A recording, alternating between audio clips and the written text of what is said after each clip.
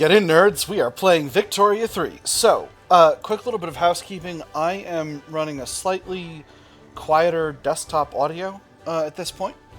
So just, thing immediately. Anyway, if it works or you want it quieter, let me know. So my voice is louder with respect to, in comparison to the game. All right, Venezuela didn't want to do census suffrage. Well, that's unfortunate. The ambassador returns, bearing news of the rejection. They chose pride over progress, he reports. The silence that follows lies heavy in the council chamber. How ought we react to such an insubordination?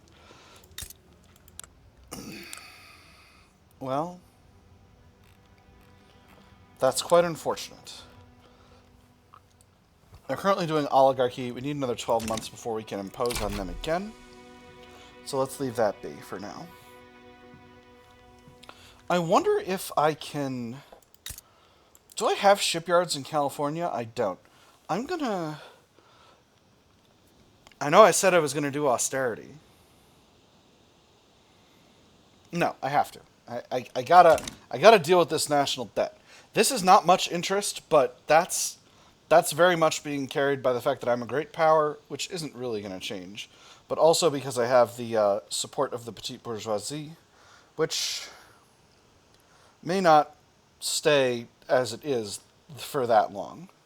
I believe that the interest rate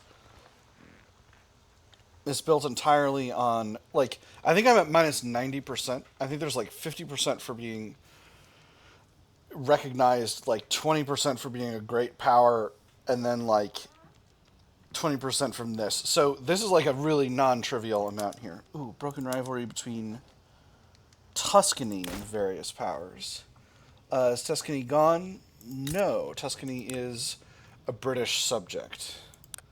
That's interesting. Also interesting is that I have the ability to interact over here. Socialist revolt in Austria. Interesting. There we go.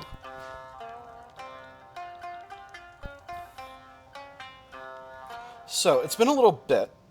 I'm just going to refresh my memory here. My power block is me, yes, quite a bit of territory in South America, and then Venezuela. So, yes, and I'm going to go after New Grenada eventually. In fact, they had defensive pacts with Chile and Denmark, neither of which I'm particularly concerned about. So, what if we protected them right now? Chile would step in, Mexico would step in, Denmark would step in, Ecuador would step in. Costa Rica and Haiti, I'm not concerned about either of those. Venezuela, they're my protectorate. Okay, so there are a lot of small power. Okay, so I need to be a little bit conscientious about this. But there are a lot of small powers that would step in. Britain would not, France would not, the Netherlands would not, Brazil would not. So right now, I need to look at Chile. Chile has a fleet, but not much of one. And Denmark... Same deal. Okay, alright. I don't think either of these powers really has the ability to do anything to me about this. So, yeah, let's, let me see. I'm gonna put the Marines...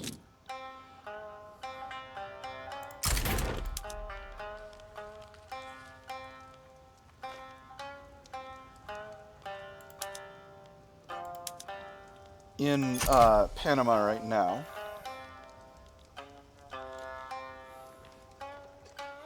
Ah, here we go. Okay, we got icons here showing which showing what our fleets are doing. That's pretty cool. Yeah, I think once the Marine Corps... Ooh, Afro-Antillean mass migration. Excellent. Papal States are... Okay, hold on. Papal States sides with Sardinia, Piedmont. About what? Spain is going for a protectorate over Sardinia, Piedmont. And they're going for a conquer on Umbria and Lazio. That's interesting. Now, I could support Sardinia, Piedmont. If I did this...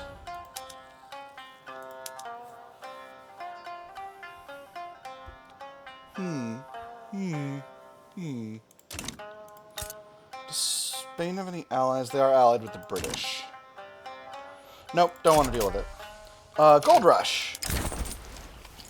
Gold has been discovered in Colorado. People from all corners of the earth are converging there, confident that they will discover the next great lode and become incredibly rich. It was a single misplaced foot in the river. His son, quick at his side, hoisting him from the water before the currents claimed him. Then, as the sediment rose with both his leg and his walking stick, they saw it, the unmistakable shimmer of Plutus's very blood. By the next morning, they were both at the river with sieves and shovels. By that night, the whole town had joined them. So, our first two options here are spread the word, which gives Colorado a huge migration attraction bonus. The second option is mine, it's all mine, which gives Colorado a moderate migration attraction bonus, but increases the goldfields building throughput there by 20%. And then these two, once again, we have... I don't remember if it's the first one of these we've had for this run, but basically these let you always choose. So always spread the word means spread the word every time, and it's always mine will be... It's mine, all mine every time. So I'm going to hit it's always mine, because I love... Goldfields throughput, and I think that's perfectly reasonable. Ottoman Empire sides of Sardinia, Piedmont. Okay.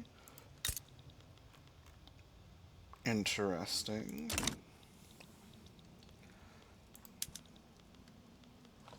Seems like Britain does not want to get involved with Spain in the mix. But with the Ottoman Empire here opposing the Spanish, I don't really feel a strong need to step in with this, so I won't. Oh, wow. If it's an invitation. Enforce investment rights in Spain? No, thank you.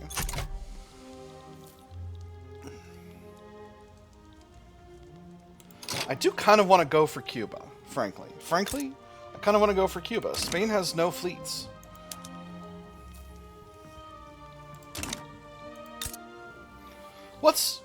What's in Cuba at this time? So we got a little logging camps. Yes, we got sugar, we got coffee, we got tobacco. Okay, okay. Central Cuba, pretty much the same. Hudson's Bay Company. Interesting. Okay. Wow, lots of banana plantations here. Could stand to reduce those and produce more of what we're producing, of what we want, but, you know, the temptation is so very strong. The problem is, Britain's relationship with me is pretty good.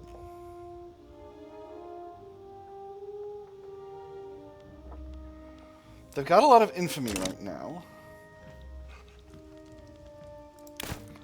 I actually think I'm going to do this, because I don't think Great Britain will step in. Plus, Spain's notorious. They're notorious. Yeah, I think I'm gonna do this. We're gonna have a little fun. We're gonna go a little wild. So I can't get the Philippines is too much infamy for me right now. Too rich for my blood. But Cuba, I would be delighted to have Cuba. Lovely. So let's mobilize the forces. It looks like none of these Puerto Rican fleets have ships in them, so that's pretty cool. I'll be able to just land with the Marine Corps and it'll be fine. Let's put the Atlantic Fleet in Panama so that we can get that force on the way. And then we'll see what becomes this. Now, do I need to invade Spain for this to work out? There's a Humiliate CB in here. But I'm not super concerned. Oh, the Netherlands withdraws from our treaty. Well, that's a shame. Our relations are good, but I will improve them. Is Britain mad? They're still a little bit salty. Can I improve relations? Not currently. Let's go ahead and stop improving relations with El Salvador, and we'll start improving relations with Britain again. And that'll help with our stuff. Now, we are a little bit infamous right now. I don't think it's going to be a big deal, but I do need to be conscientious. Now the question is, do I raise any conscripts? If I raise conscripts to the Army of Observation, that might be viable, but I'm still trying to chip away at my national debt because I've got a lot of that. I could start building ships again. Before we get started with this war, let's actually create a new fleet. Stations fleet the Atlantic coast will recruit an admiral. Let's go with our boy Lightburn. Ooh, Theodore Emerson, naval commander and meticulous. He seems very good. Although maybe not the ideal person for this fleet. I want troop ships for this. So let's take a quick look at our... Where's my... Okay, add template. Here we go. Troop ship. Okay, okay. So a little bit of well, double the steel, but that it does make them double the durability. Guns, I don't think more guns than a troop ship is that good. If we go to triple expansion engine, that's more coal and engines.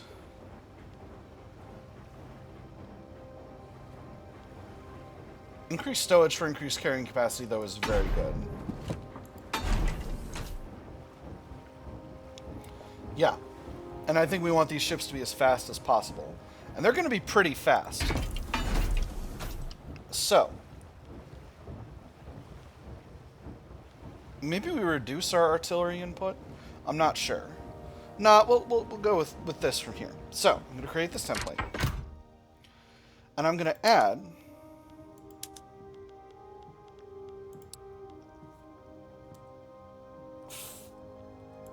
I'm going to add 20 troop ships. And then... I'm going to add 20 of our torpedo boats. Actually, hold on. Let me look at my existing templates for a second here. Ship template. So torpedo boats screen pretty well. Iron frigates don't screen as well. Monitors don't screen as well at all. Alright, so yes. So torpedo boats are what I want here. And what we're going to do is we're going to add 20 of these torpedo boats, and then we'll unpause naval construction. We'll put half the troop ships, well, we'll intersperse. We'll do them in blocks of 5.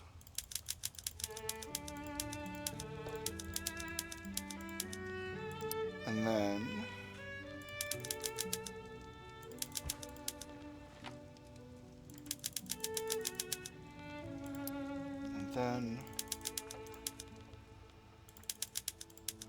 And what this will be is this will be our troop transfer fleet.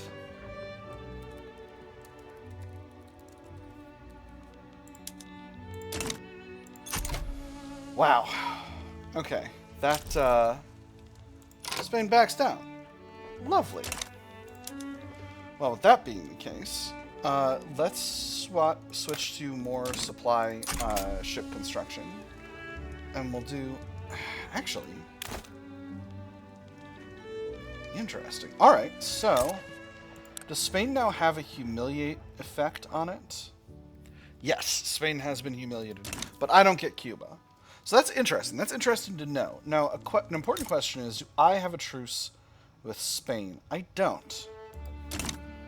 So, but if I declare on them, to transfer Cuba, I got dollar signs in my eyes now. Great Britain will not step in.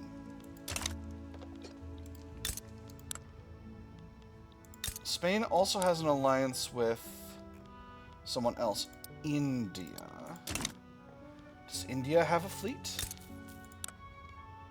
It has something of a fleet. It has not none fleets. I am actually going to pause ship construction once again because that's way more money. Protests across Illinois. The labor movement has organized mass protests across the Illinois region. While the protests have remained peaceful for now, local authorities have raised concerns about possible violence. It was more people than he had ever seen. Springfield, once quiet and known for an almost pastoral character, had come alive with shouting voices and waving flags. He'd wondered if any of his neighbors were in that crowd. He'd always thought he shared nothing in common with them. Perhaps he'd been wrong. Allow them to air their grievances. Stronger labor movement. 2% of pops become more loyalist. Illinois gets... 2% of pops in Illinois become more loyalist. And then Illinois gets reduced mortality from turmoil, extra radicals from political movements, increased universal pop political strength. Or the authorities must halt to act these displays. Illinois gets extra state penalties from turmoil, much more radicals from political movements, and 2% of pops become radical. I'm just going to do the first one. A stronger labor movement isn't bad for me. Alright, let's continue to work our way down the national debt tree. Although we're at 0... we're at 0 infamy, or we're close to at 0 infamy. Okay, so, if I do this transfer thing, India can't support because they're not here and they don't care. Only Venezuela. Only Venezuela would potentially get involved. Although I don't know to what extent... No, I think Great Britain can be called in. I think this is just because this side's technically Cuba.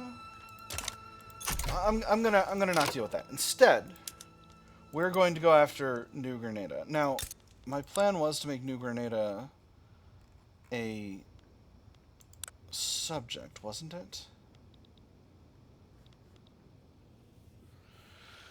No, I'm not remembering. No, I think I was gonna make a... I think I was gonna recreate the Bolivarian state. You're a landed voting presidential republic. Both at racial segregation. Venezuela, you're at oligarchy. You're free traders. Venezuela, you're mercantilists. Church and state, you're both in state religion. Pretty similar overall laws. No differences in like education or... You have religious schools. Okay, so New Grenada, you're locking in the church.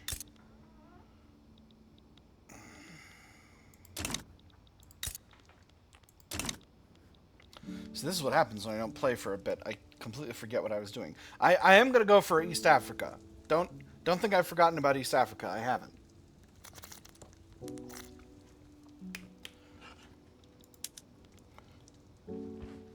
An annex war goal is a flat 25 infamy.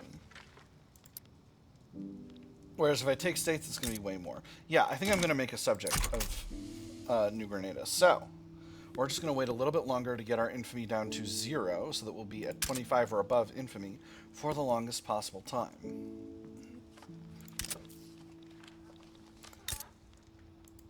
Guatemala, we're also going to go after.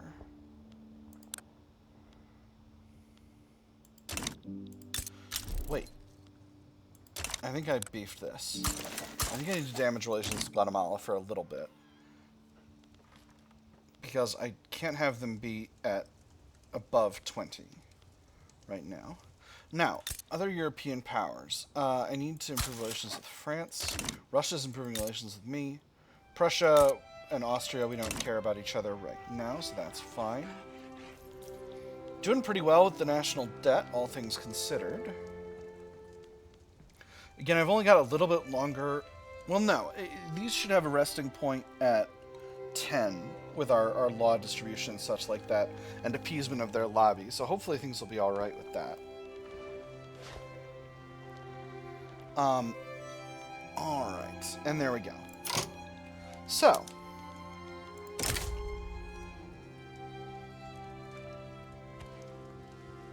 Alright. All this is looking good. Let's do it.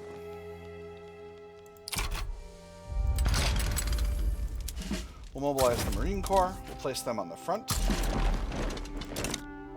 We'll mobilize the other two armies. I don't really feel a great deal of pressure on them. Our infamy is going to hop back down pretty soon. And that's going to deal with our influence problem. And there we go. Perfect. Alright, nobody's upset. Netherlands declares rivalry. Okay. Shame. Really, Netherlands, you're a great power?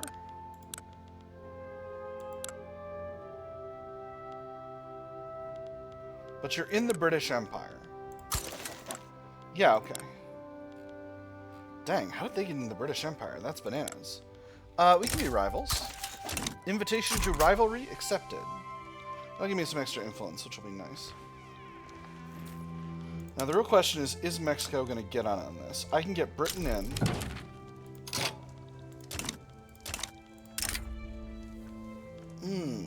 Portugal wants to trade trade privileges and investment rights for trade privileges. You know what? I accept. I would be delighted with this option, Portugal. In fact, let's be better friends. And I could theoretically get Mexico in, but they're not. They don't like me enough. Or no, that's someone else. Who's my could get in country? I guess it's Mexico. Well, it is what it is, friends. Nice. Loving that credit number being hurtling towards less than 20 million.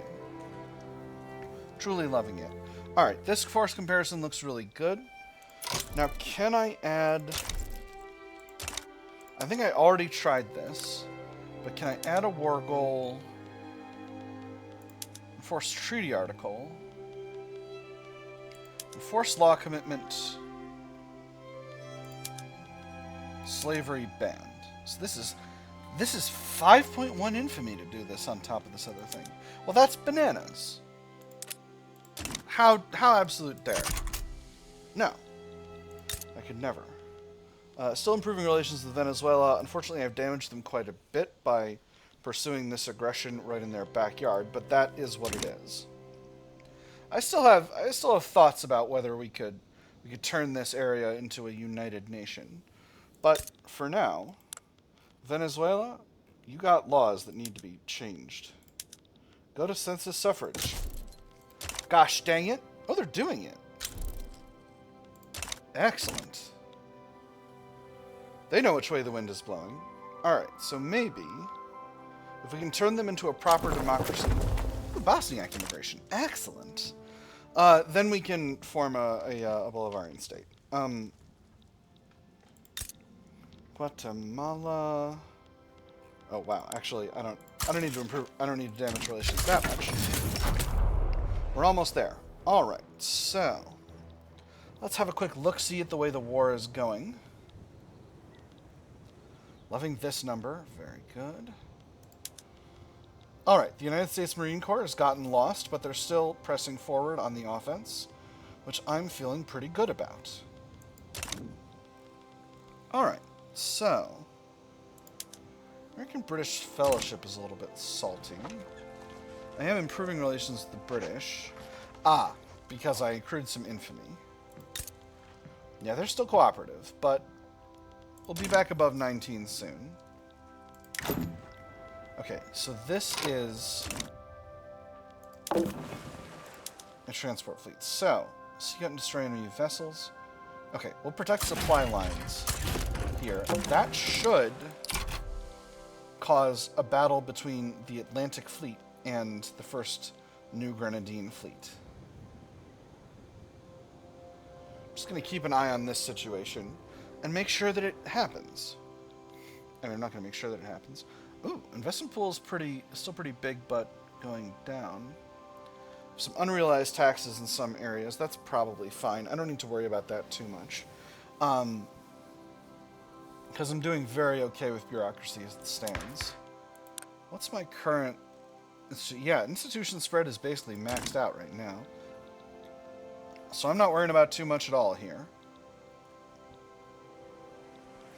Alright, so...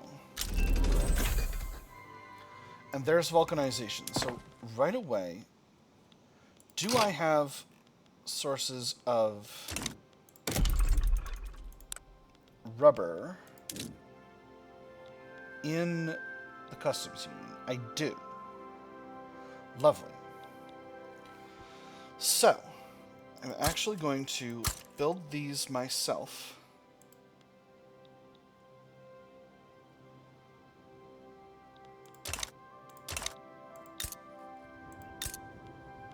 Let me see. If I build all this, is there enough infrastructure for it? Looks like yes. Nicaragua. Do you have railways? You've got one under construction. Alright, so we'll wait on Nicaragua for now. I'll get these built. This is obviously going to cost me a pile of cash, but that's okay. That's okay. I can live with the price of huge stack of money, one.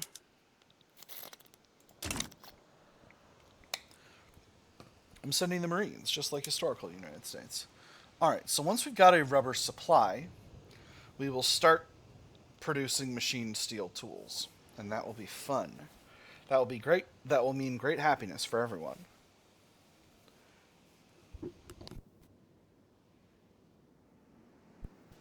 So, I think once that happens, do I wanna just sort of shock therapy this thing? No, I got too many. Wait, no. In the country. Still a lot of levels. Let's do it. Shock therapy away. It's okay. We'll still have plenty of tools. We just won't have enough rubber. It's fine. I'm building all the rubber I can build.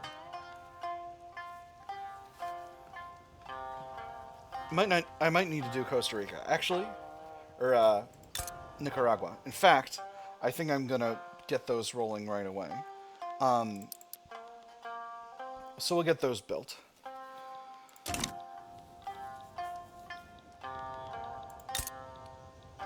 Oh, and we'll have some capacity in Amazonas in New Grenada once that territory is taken over as well. So once that territory is in the market. Rubber discovered in Miranda. Ooh, excellent. That's actually super duper good. Do we have infrastructure here? We do, just barely. Let's throw in some infrastructure and we'll get building that rubber capacity right away.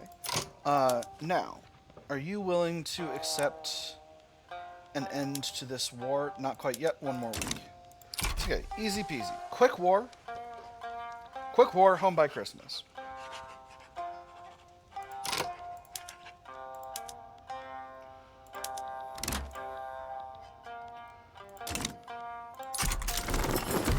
Beautiful.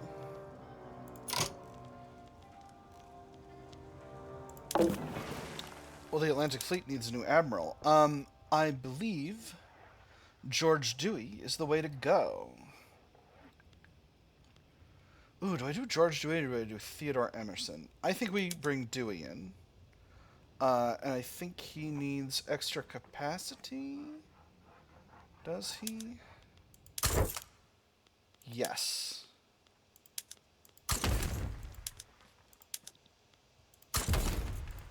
And then, let's take the Oceanic Fleet and put our man Emerson in charge there. And the Troop Transit Fleet will recruit one of these other fellas. Let me see. Lightburn, you're a tactful for extra defense, extra careful maneuver chance. You're a blockade guy. Supply efficiency is pretty good. Wrathful is not good. Let's go with... But, on the other hand, I don't want to tip over the strength of the petite bourgeoisie too much. Actually, you know what? Yes, I do. They're fine. We'll put this guy in charge. Oop. I didn't hit the right button. This guy. I didn't hit the put this man in charge button. Alright, I think I'm going to drop the Nicaragua ones to the bottom of the queue. And do I want to put the railway in Miranda at the top of the queue to make sure that it gets built sooner? I don't think so.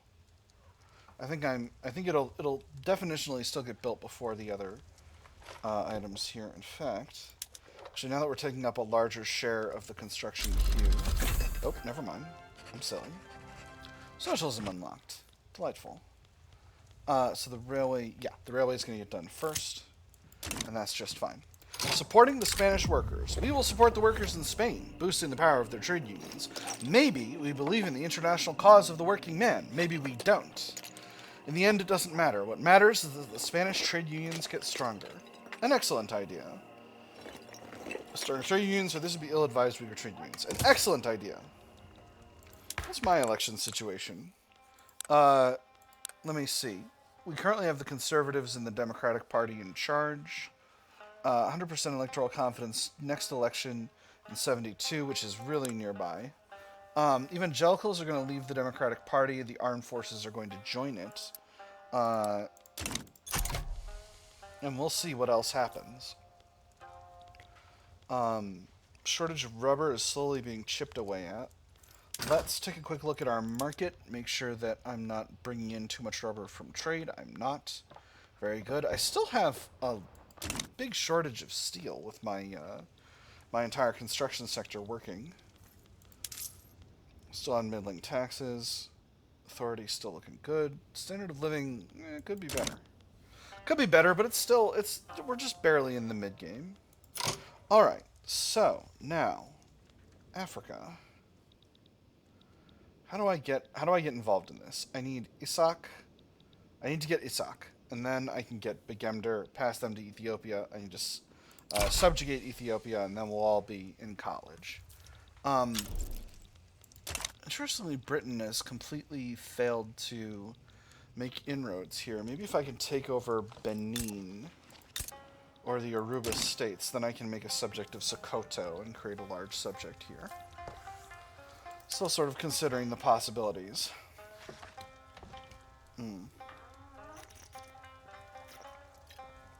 I guess technically I don't need to get this railway in Miranda done before the rubber plantations finish out, because I'm not actually going to go over, but it would still be nice for there to be a railway in Miranda.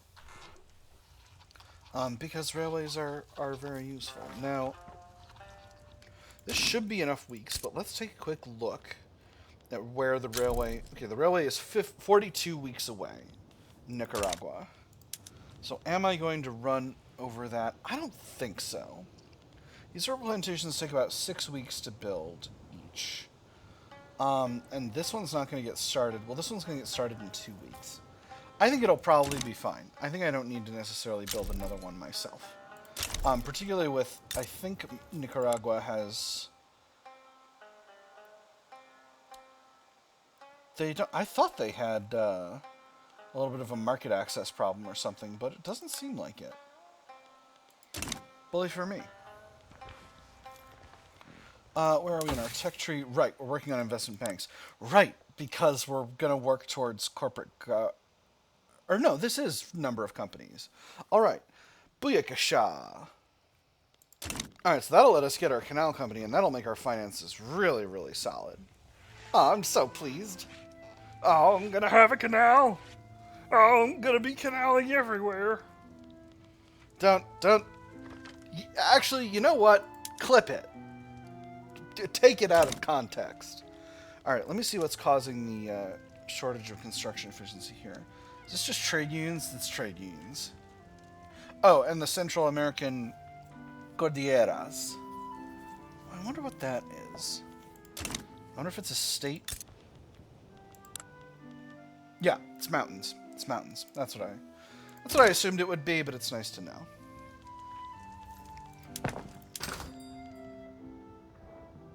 Interesting. So we are starting to have some rubber exportation. Maybe it will be useful for me to construct some trade centers in these areas. Can I construct trade centers? I can. Ooh, new mandate available. Wonderful. That was something I was about to check. Do I create trade centers? I don't think so. Not yet, at least. Let's take a look at our power block. Lowest relations with New Grenada. Alright, that makes sense. I need to... Oh, they expelled my diplomats. Interesting. Alright, well played, New Grenada. Well played. Can I see how long ago that was? I can't. They're going down in Liberty Desire, though, so that's good. Power block. I can do... Let me see. Ideological Truth 2 is extra party whip impact on ideological coherence. That would be very nice. On the other hand, creative legislature, too, would be reduced political movement activism increased from disapproved enactment. Increased political activism. Oh, okay, so this makes managing movements easier. Interesting. Interesting. I think I'm going to go with ideological truth for my first one. I'm still only the number 2. And there's investment banks. Alright, beautiful. First things first. My canal company. Wait a minute. What filter are we in? Available. Where's my canal company? Establish. Alright, so the Panama Canal Company should be good. Maybe I should subsidize the Panama Canal? I can't, no need. Alright, beautiful. And Panama Canal Company, do you need additional charters? I can give you investment rights. You build ports and trade centers. I think that's... Do I want to give them investment rights? I'll think on it. I can give them industry rights to shipyards. I don't think that's wise because I don't need too many of those.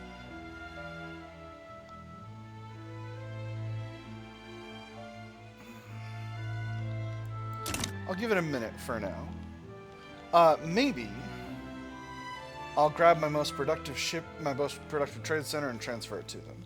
Next up, I need to think about technology. ID documents would be good. But let's take a quick look at military and see where we are. On the land side, we're doing okay. Je ne colle would be very nice. Did I? Yes. I'm going to go to Je ne colle, and then I'm going to do modern ironclad. So I keep my navies up to date. I'm currently on merchant navy, but if I can get to Je ne colle, that would be very nice. So that's my next port of call. All right. Next, let's take a look at our election situation.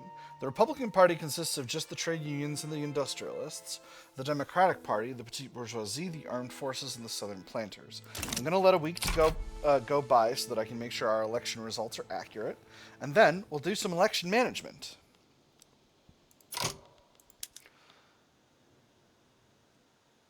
Wow. Okay, so the Republican Party are actually out ahead of the Democratic Party, which is wild. The trade unionists being aligned with the industrialists is weird. That's usually not a very legitimate government, but they've currently got a lot of momentum. Let's take a quick look at... Okay, nothing's going to work now.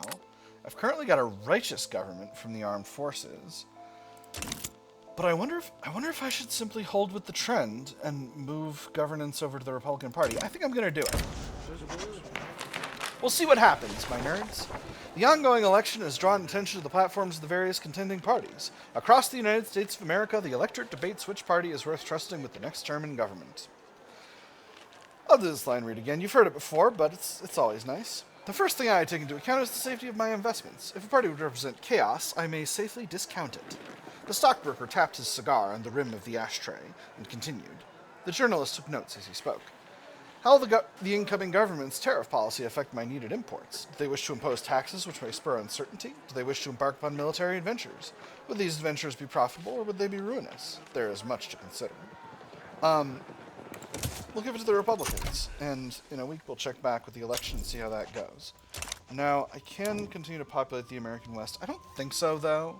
I feel very confident in my ability to reach this number. This 21 million number, I believe, without too many problems. Growth of my population has been absolutely stonking thick, so I'm not at all worried. Alright. Rubbers continue to be built. Oh, my goodness. Civil War in France. A positivist revolt. That's wild. The good old days. When invited to give a speech on behalf of the Democratic Party, Emperor Joshua Norton, the Emperor of the United States, according to just himself, citizen of San Francisco Joshua Norton and Emperor of the United States, according to himself, began extolling the virtues of a strong home, strong borders, and strong men. The public reception was mixed. Truly, I dare say, the men are no longer men, They're coddled with books, as if those are a substitute for a real adventure. Their mothers swaddle them in cotton and silk, only for them to be henpecked by their wives. And heaven forbid they take a pint of beer, one sip, and they need their fathers to carry them home. Won't someone think of the children? Extra momentum for the Democrats. Or rhetoric cannot disguise what Norton wants. Reduce momentum for the Democrats, and he loses a bunch of popularity. Let's pick that second one. I didn't check back with the last event. I'll check back with this one. Okay, so now the Republicans have a commanding lead with a commanding differential of momentum. So we'll see what happens. I'm hoping we can make a real meal out of that come election day, because having the trade unions and the industrialists in the same party is a little bit of a hard sell, to be completely honest. We'll see who ends up being the leader. Let's see. Still can't start improving relations with Grenada. Equatorial Bantu mass immigration from France. Interesting. Gold rush in California. Do I have any gold mines I can build? The other one was Colorado, I believe. Nope, we're still maxed out on that. French positivist revolt improving relations. It looks like France is not really concerned with this rebellion, so if they're chill, I'm chill. That's my stance. All right. Got down to 12 million in credit. Campaign financing. Parties, particularly the Republican Party, are struggling to raise enough funds for all their campaigning needs this election. Let's see what you men are charging. Fees, yes, that's to be expected. What's this lodging charge? That fancy hotel room could house half a village. There's enough wine billed here to drown a fish. Votes don't come cheap, sir. You do want to win, right? Some money can be spared for the Republican Party. Costs me £5,700 a week, but extra momentum for them. Every party can be provided with basic funding this election cycle. Costs way more. Is it way more? No, it isn't. I mistook the number of zeros. It's 11.5K a week, but opposition interest group approval +1. Or if a party can't afford a campaign, should be campaigning, reduce momentum. I'm going to spare some funds for the Republican Party, actually, just to make sure that they hold on to their commanding lead,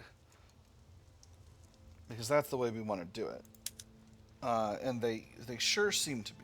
So Republicans are projected to get 80% of the vote this time through. So that's pretty good.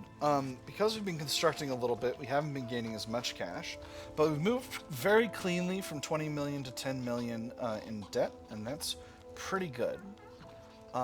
Infamy is down to 15, which is also pretty good. A tumultuous campaign. Whilst campaigning for the Democratic Party in turmoil racked in New York, Giuseppe Scamacca has been attacked and brutally beaten by a group of unknown assailants. When the crowd... So, Giuseppe Scamacca, who's he? He's an agitator aligned with the Protestant traditionalist movement. He's South Italian. Interest group Evangelicals, ideology theocrat. Interesting. I didn't know we had that guy around here. Maybe I knew, but haven't been paying much attention. Anyway. When the crowd cleared and the screaming stopped, all that was left in the street was his prostrate form, bruised, cut, and barely recognizable as the Titan he had represented not 5 minutes before. Some rest and recuperation would be best. He becomes scarred, but the Democratic Party loses some momentum. Get back to the trail right away. He becomes wounded, but the Democratic Party gains momentum. Or, of course, we know who it was us.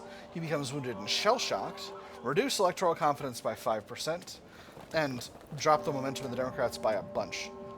We'll just say some rest and recuperation would be best.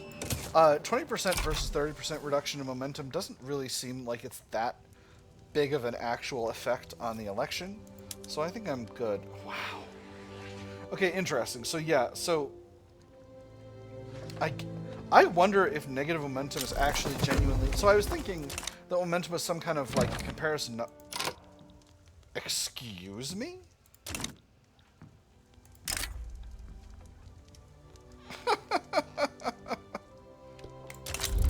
Come at me, bro. Spain wants to steal Liberia from me, but instead it is I who will be stealing Cuba from them.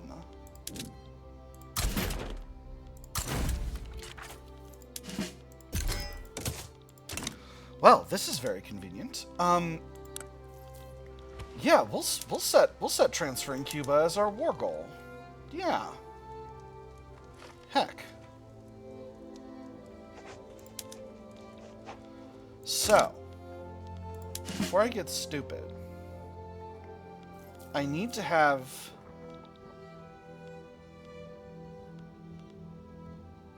Okay, interesting. So what do I... What kind of a fleet does Spain have? Spain has 22 ships. So, let's... I'm going to drop the Army of Observation to... I'm going to drop their number of conscripts significantly.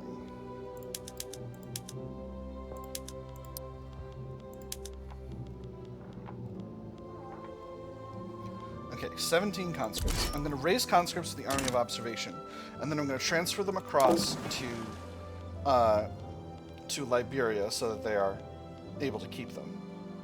We're going to station this army here. And we'll be able to sway Great Britain. Now, Great Britain is allied with Spain, but they're also in a defensive pact with us. So I think bringing Great Britain in will be fine. I think if Great Britain comes in... Interesting. We're still a little short on rubber. Do I have any more ability to build up rubber? I may have overestimated my rubber production capacity, my friends. Ooh, there's some in Cundinamarca. Right, and then I never did the New Grenadine Amazon. All right, so we'll do those. I'll leave Amazonas for the moment because Cundinamarca is gonna need. We're gonna need a little bit more infrastructure here, and I don't want to put myself in a situation where I'm trying to building a railway in the Amazon is very, very difficult.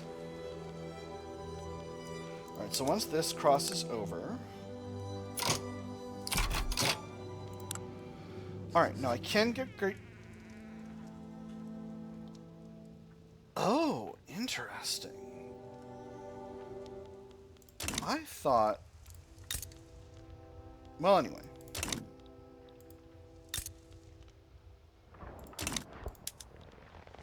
Oh, I see. Interesting. Okay, alright, so we are going to need to fight the Brits. But that is what it is. I feel confident. Alright, Great Britain sides with Spain.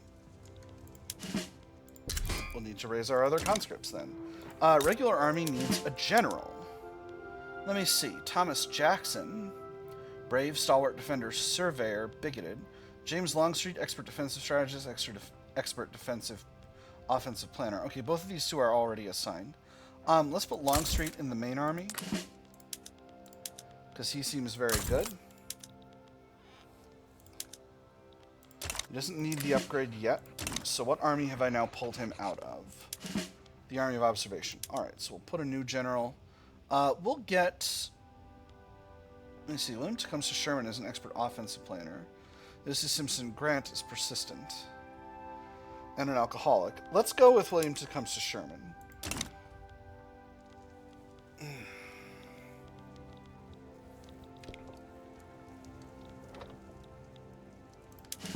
Alright, and we'll put the regular army on the front Canada here. Interesting. So that also calls all of Britain's everything's in here. But that means I can call in France. They won't accept a call from their alliance, which is interesting. They will accept a war goal for a conquer state of... Where? Where do you want, France? Constantine. Well, bully for me. I guess it's a general European war after all. So, how do I want to handle this? I definitely... Has Spain added any additional war goals? They want to transfer of Venezuela. Alright, so that makes a front over there.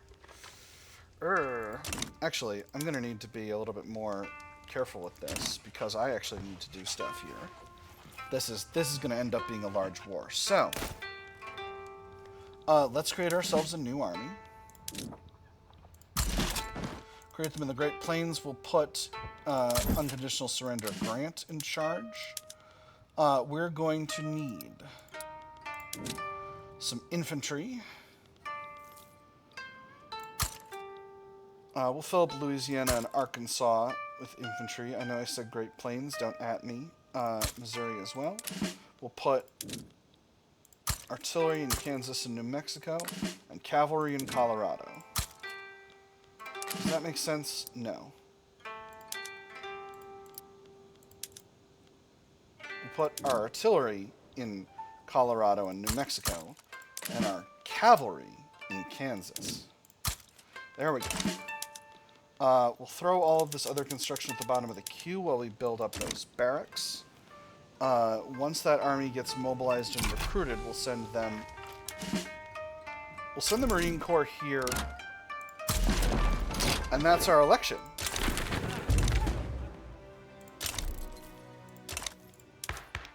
So, we can have a fully legitimate party by putting just the Republicans in charge, so let's do it. That should deal with our illegitimate government problem. Now, do we have any changes we can make? Not really. Not really at all. I could go to poor laws from no Social Security, but I don't necessarily wish to do that. Now I'm experiencing a shortage of bureaucracy because the petite bourgeoisie is no longer in charge? Maybe. Alright, so, new army is queued in and ready to go. What do we want to call this army? We'll call them the Expeditionary Force.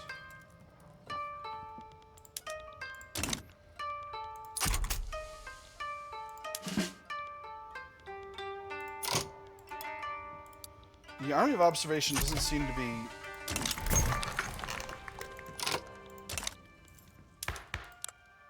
New parties formed the Socialist Party of America.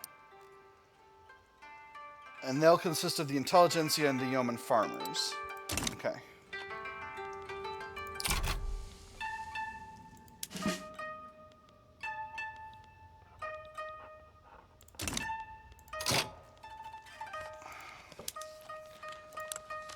I could sway Morocco with a war goal, with a return state war goal on where? Spanish Al Rif.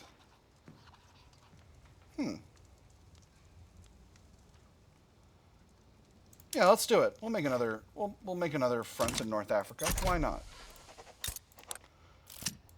Just to be an inconvenience to Spain. It's me or them. Asa Dornblazer, leader of the industrialists, has had enough of compromising with his coalition parties. Already? Buddy, you've only been in office for 3 weeks. He's demanded that either his collaborators follow his orders, the industrialists will never approve of their changes. That's what leaders are for, right? I lead, you follow. Sounds rather simple to me. If they wanted to lead, they could have been leaders themselves, but I guess no one else thought of that. It's my way or the highway. What a ridiculous thing to say. Industrialists a little bit mad and he loses some prominence. Or, very well, the industrialists will be a leading force. That'll piss off the trade unions. And increase his prominence. What a ridiculous thing to say.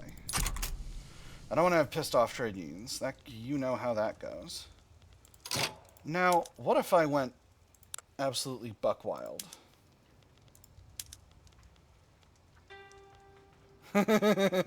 No. But, or no, this is not going to be here. This is going to be a liberate subject. What if I tried to liberate Canada? If I did that,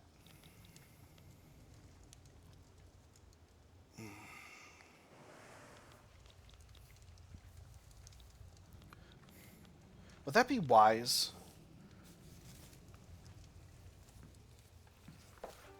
I wish they weren't in the war. I would like Canada to be free. That would be our first real act of opposing British power globally. could really be worth it.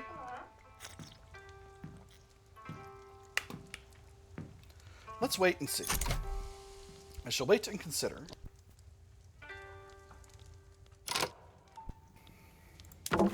I think, unfortunately, the Oceanic Fleet's going to need to come back.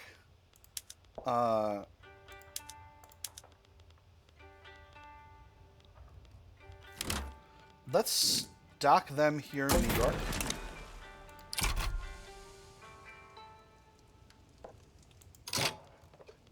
Oceanic Fleet no longer exists.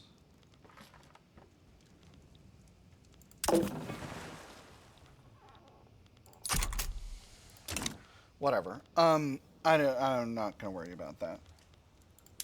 I'm going to unpause ship construction. Obviously, that's going to put us in the red financially, but I'm okay with that. So, the Expeditionary Force is mobilized. Oh, cripes. Hold on. 1, 2. 1 and 2 and 1. All right. 2, 2 and 1. All right. That's good. Next, I'm going to need a little bit more bureaucracy because I've got some areas where we got taxation shortages. Iowa, Wisconsin, and Minnesota. So, Iowa, Wisconsin, Minnesota, or Wisconsin and Minnesota. I got them all right. I just got them in the wrong order. Actually, Wisconsin, I think, needs 2 levels. Yeah, needs 2 levels. What about Minnesota? You'll be almost good with 1, but I'll add another just for the sake of making sure there's a little bit of overflow. In Iowa, yeah, you're going to need 2 levels. All right, that'll be fine. And the Expeditionary Force, I think, will queue in some conscripts.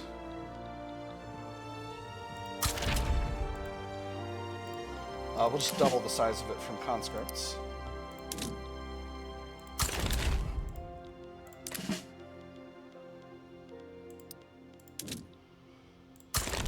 And then we'll raise conscripts. So my hope is that once this fleet gets back here, we can transfer the Army of Observation over to Africa.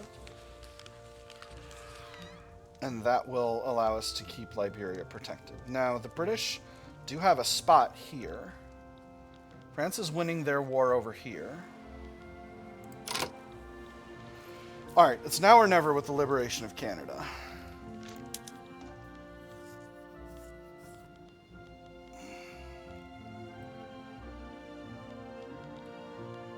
I think I can do it, my nerds. I think I can do it.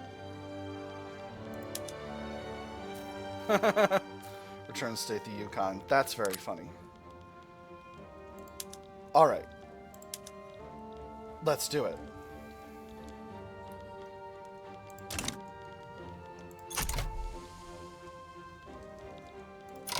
Do I add a conquer war goal on Guyana? Actually, that's an important question.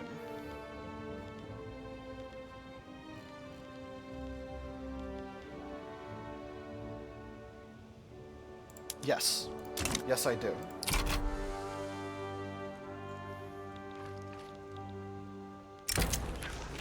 Oppressor and oppressed. As our industries have grown more and more crucial to the future of the American nation, so too has the working class. Disparate workers' movements have begun to unite under the cause for socialism. The movement of modern industry, therefore, cuts from under its feet the very foundation upon which the bourgeoisie produces and appropriates products. What the bourgeoisie therefore produces, above all, are its own grave diggers. Its fall and the victory of the proletariat are equally inevitable. A storm approaches. 5% of laborers in D.C. become more radical, or the world will be free one day. 2% of laborers in D.C. will become more radical. Socialist unrest will increase by 0.5 every month. I'm just going to say a storm approaches. I'm not going to particularly push towards radicalism in this shape here. Now, Costa Rica is a protectorate, so they're neutral. So all of these countries are Isolated and unable to become involved. I'm basically adding war goals because I'm buying time for France. Great Britain declared me a rival. Well, that's a real problem, friends. But I think I can take it. In fact, now's the time. Now, the question I need to ask myself is, do I add some war goals to conquer these areas? Maybe the Mosquito Kingdom? See, now I'm getting stupid. Now I'm getting positively stupid greedy. I'm just going buck wild here, my nerds. Everything is coming up. Dangerfield or whatever. Dornblazer. The guy's name is Dornblazer. Asha Dornblazer. He's preeminent. He's a preeminent and a market liberal. Let me see. How did you guys get so mad? Because they love the British. Oh my gosh. Unbelievable. Inconceivable. Wow, I really thought France was going to win their war, their positivist revolt pretty fast, but I guess they need to get to Alsace-Lorraine to do it.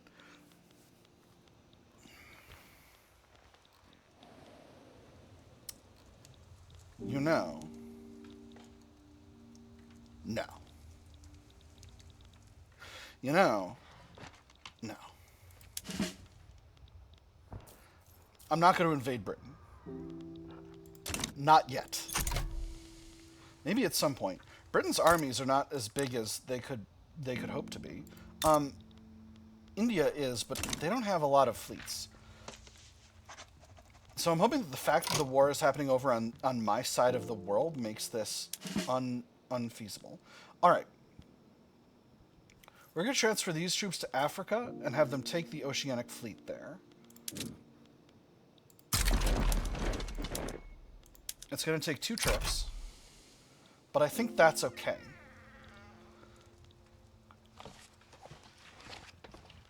And we'll kind of see how supply goes once we get there. I think the Atlantic Fleet is going to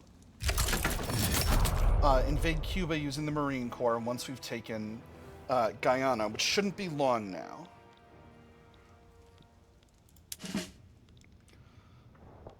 The Expeditionary Force does not have its organization up yet. It also doesn't have supply stockpiled yet. So we'll wait. Now, for this, is Ontario our target state? No, it's Manitoba. Alright, so we'll set our strategic objective to Canada's capital, Manitoba. And we'll see if we can't sort that situation out. Let's put the rest of this construction below the government sectors, because I want those built as soon as I can, just to keep my finances good. Alright, we are taking over British Guyana. Very, very nice. Spectre haunting the world. How's this going? It's going down. Beautiful. Easy peasy. Never been happier.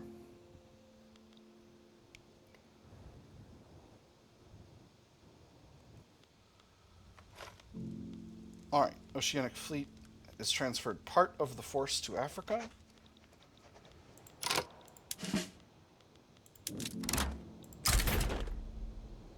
Why do you need a fleet to be transported? Okay, alright. So, we're going to have you take the Oceanic Fleet to Liberia, because I didn't realize I couldn't simply walk across French territory here. I don't know why I didn't realize that. It's because I'm dumb. Expeditionary Force is pretty well mobilized. They still don't have all their supplies. Let's put them on the front. It's time. Let's put them on the front. Now, the Marine Corps has finished their work in Guyana. So, let's plan an invasion.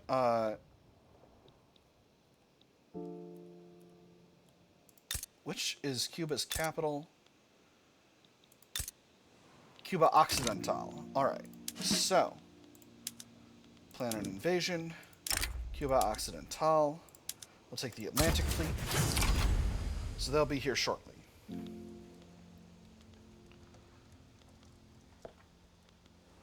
And And what this means is that these forces will be here in Liberia to stop up this naval invasion. And there's the electric telegram. Wonderful. Troop transfer fleet is being built. Come on. Cash flow is really, really bad, but that's okay. All right, Army of Observation. Okay, so you're in state right now. Now the Oceanic Fleet. Let's grab. Okay, the 5th American Army. Yes, so this is the rest of the Army of Observations force. So they need to be moved to Liberia as well. I'll grab the Oceanic Fleet to do it.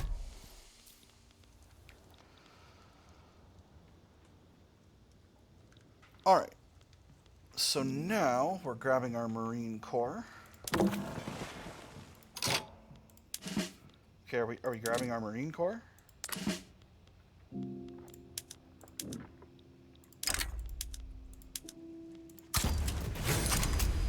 All right, now they're going. All right.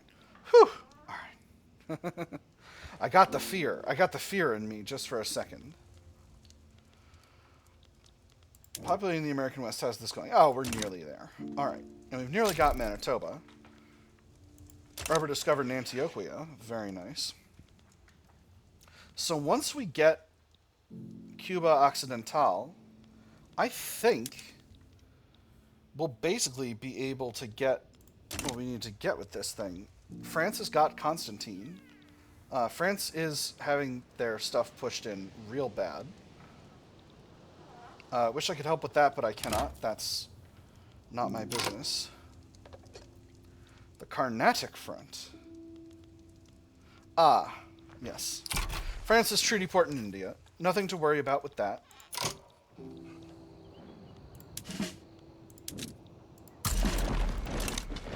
We'll go ahead and get our Army of Observation onto the battlefront over here.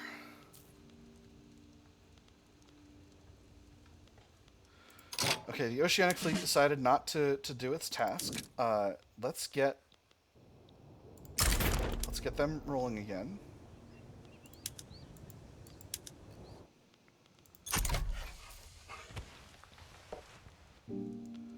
Okay, they are able to do this. All right, beautiful. All right, and we are invading Cuba. So this should be really, really good. And France's Civil War ended. Beautiful. I'm going to improve relations with them. The Tuileries Charter. Very cool. France is being invaded pretty bad, but hopefully they'll be able to sort their problems. On the plus side, we're getting everything we need over here in the West. So I think my ability to win this war has proven decisive. Now, do I have war sport protection? I do. Does Spain have war sport protection? They won't in a minute because I'm still invading Cuba. So, I'm feeling pretty good about how this war went, all things considered. Everyone did their duty, and I'm feeling pretty rock solid about it. All right, and these armies merged back up spontaneously, so I don't need to worry about any of that stuff. Beautiful. All right, and we are winning our defensive battles here in Liberia, are we not? Seems that way. But now France has capitulated. Wow, France capitulated and ceded a bunch of territory over here. That's pretty rough, my nerds. Really hoping I can get Cuba right now. That's really bad. And Morocco is probably going to be in a bad state too. A doctrine of steam and iron. The introduction of vessels with metal-skinned hulls represents nothing less than a revolution in naval warfare. Near impervious to traditional types of shot, Commodore Theodore Emerson assures us that American dominion of the seas will be absolute.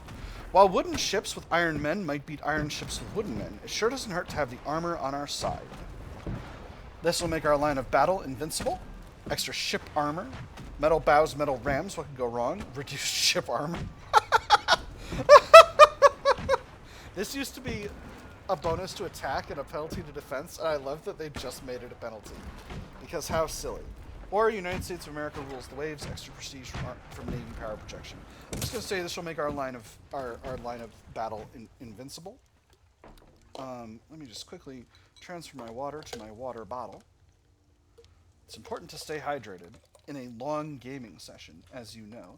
As I have said many times, as I say about once per episode, right now when I do my little stop to refill my water bottle. Okay, so with that said, I think the fact that I've got why am I not winning here? Okay, I'm winning here.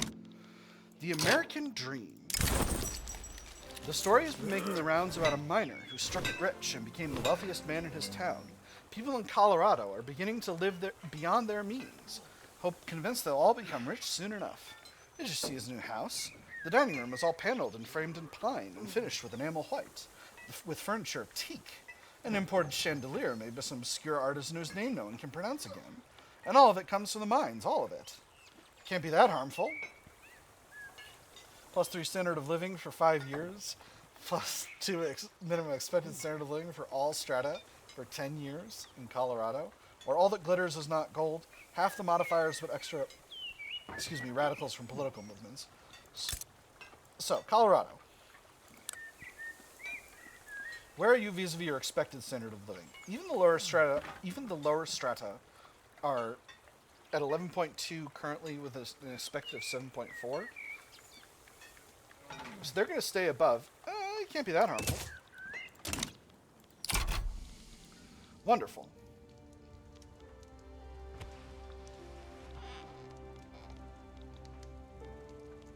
So the Oceanic Fleet is here.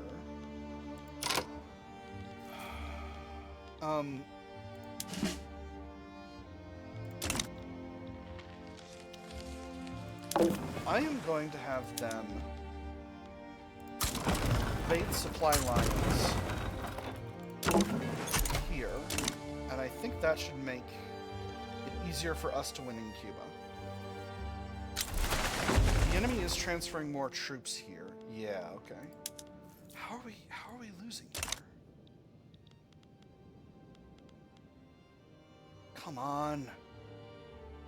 Do a better maneuver than exhausted. Alright, there we go.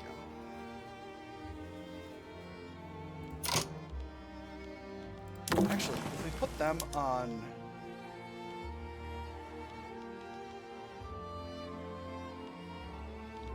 No, I think raid supply lines is what we want to do. Gold depleted in California. Okay, perfect. So this means California can now take more gold mines. So I'm just going to quickly build those. And the Prussians are going after the French. This is not doing so well. Oh boy. Oh boy. Cuba Occidental, we're at 50.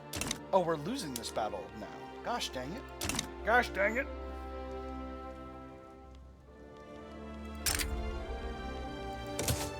I must accept the call of my allies into this new war. The real question is, Great Britain is not losing war support very fast. And that's a headache.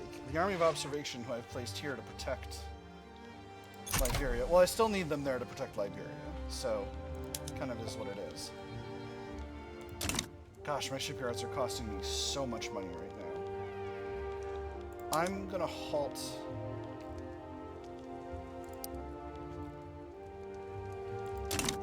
No, I need this new fleet, though. That's, at the end of it, I need it. Crap, I lost a battle there. Okay, so the Oceanic Fleet rating. Let's, Oh, right. They're doing the naval invasions. Alright. Russia's damaging relations. Okay, that's fine. We are still winning a lot of battles in Canada. Legislation imposed on Venezuela refused again. How ought we to react to such insubordination? So this is a headache. Now, happily, Great Britain does not have war support protection. So as soon as they're below 0, they're more than willing to bail out under a lot of circumstances. Our force comparison is still really good here. I'm not really involved in Europe. I just won a battle. I'm at 66% occupation, so hopefully we can close out the rest. Now we got a real naval battle happening here. I'm not going to look at it because I don't want to cause a crash.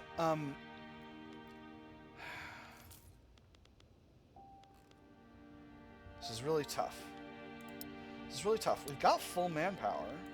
We've got sufficient naval support. I don't really see why we're having such a hard time winning here. Supply ship supply is doing well. There's the war with Prussia popping off.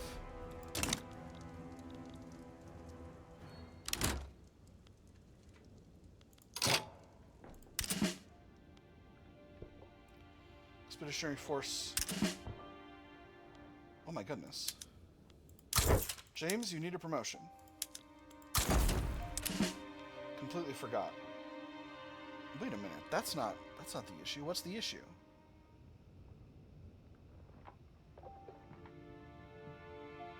From low command limit. No, they're fine. Oh no, it was low command limit. Alright, so. Alright, we're good. And then the Expeditionary Force is having the same problem. Unconditional surrender grant. You're a Major General now. Alright, and that's what that's supposed to look like. Yeah, alright, it's good. We're fine. It's fine.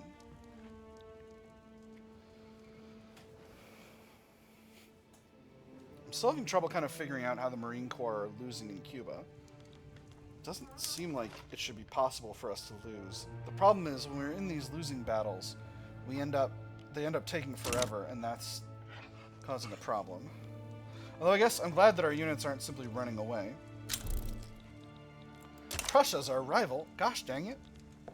Why is everybody rivaling us?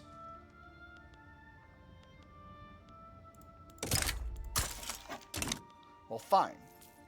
I'll just have every influence. Can't stop me. Okay, Morocco has bailed out of the war. That's bad for us, because that frees up Spain's armies to do as they like. Dang, I can't believe France just gave up a bunch of territory. That's terrible. Maybe they were down bad. Alright, we're winning now. 92% landing progress.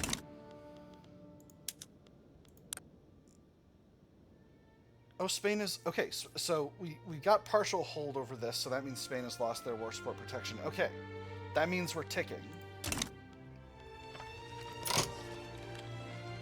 And is this... That's not there yet. The Indian invasion has not... in Liberia has not landed yet. So... Now from here...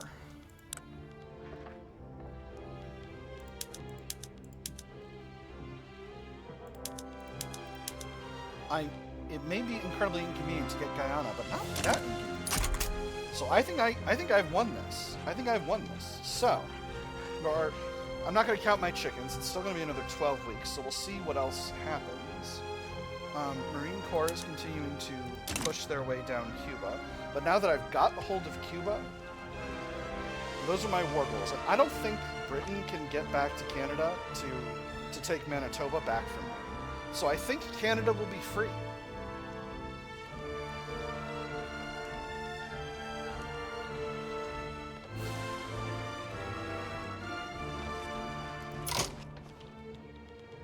Okay. Send this force to the front.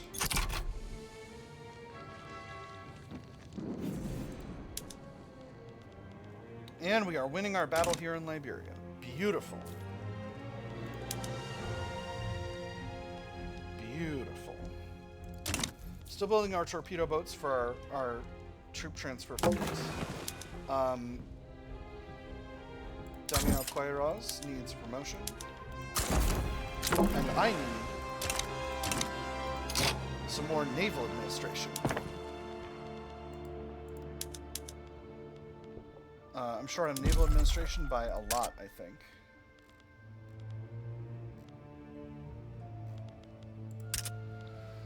Let's do 5 levels in Pennsylvania, 5 in New York, 5 in Ohio, 5 in Michigan, 5 in Wisconsin, and 5 in Minnesota. And we'll do 5 each in Illinois and Indiana as well. The Great Lakes Naval Administration expansion. That's what we'll call it. Britain is very close to being low on war support. Stonks. That's very good. I have 3 companies at prosperous. Okay, so now I should be getting, yes, my 50K in additional income from the Panama Canal. That's lovely. And we're charging low tolls. And there is quite a bit of trade flowing through the canal, so that's very good. Ooh, je ne colle. Beautiful. So, now that's not the thing I want. What? Nobody likes this. The industrialists don't like it. Well, congratulations, me. I played myself. Ha-ha! But I'm the president. But I'm the Emperor of Scandinavia. I'll never see it coming. Alright, so wow, Britain is really gonna make it go to the bitter end. Well, fine, Britain. I feel confident that I can win this. Sure, transfer more troops to Canada. See if I care.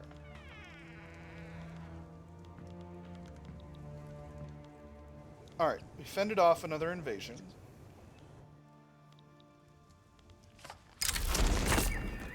Multitudinous! So that's populating the American West complete. Oh, I need a sip. Great masses of people now inhabit the American nation, thanks to our efforts to attract migrants and grow our population. Peculiar accent you have there. Ah, not to worry, I'm Belgian myself. I'm sure our hosts don't care to know as much either. Saxon, my friend is Tuscan. We came over with a Spaniard. Thought my ears were burning. Apologies. I was fishing the Irishman from the well. Caught him pondering the immortality of a crab. You wouldn't care for a drink later, would you, Belgian? Would you, Belgian? Our words are the voices of a multitude. Extra prestige forever. Interesting. I thought we got... Oh, no, it's the Transatlantic Railway that gives us a huge increase to population attraction. Oh, well, that was fast. Oh, Prussia's doing it Germany. That's what's going on over here. So they're taking all those other places in Germany. Alright, so with this situation... Now, my war support is protected.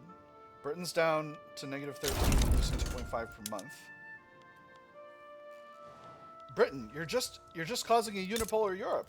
Britain, you fools! Britain, you fools! You're causing a unipolar Europe!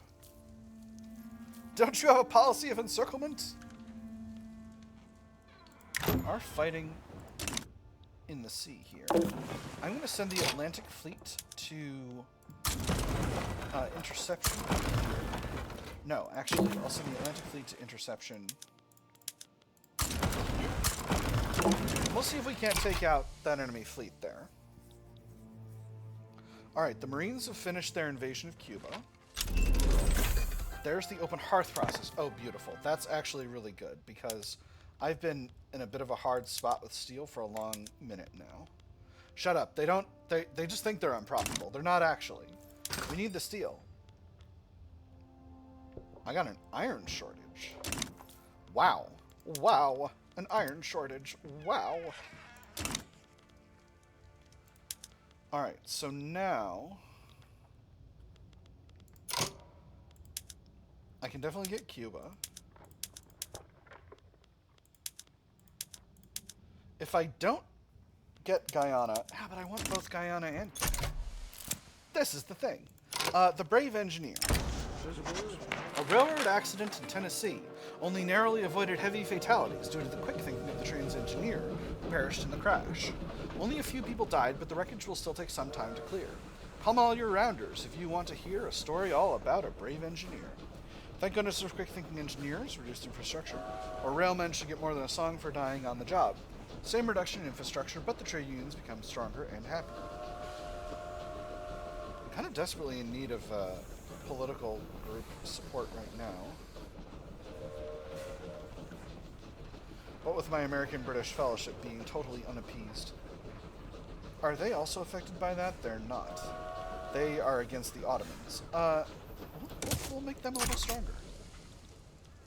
And we'll see what happens next time through. So, we've arrived here. We're trying to intercept and destroy the Plymouth Station fleet with our superior Atlantic fleet.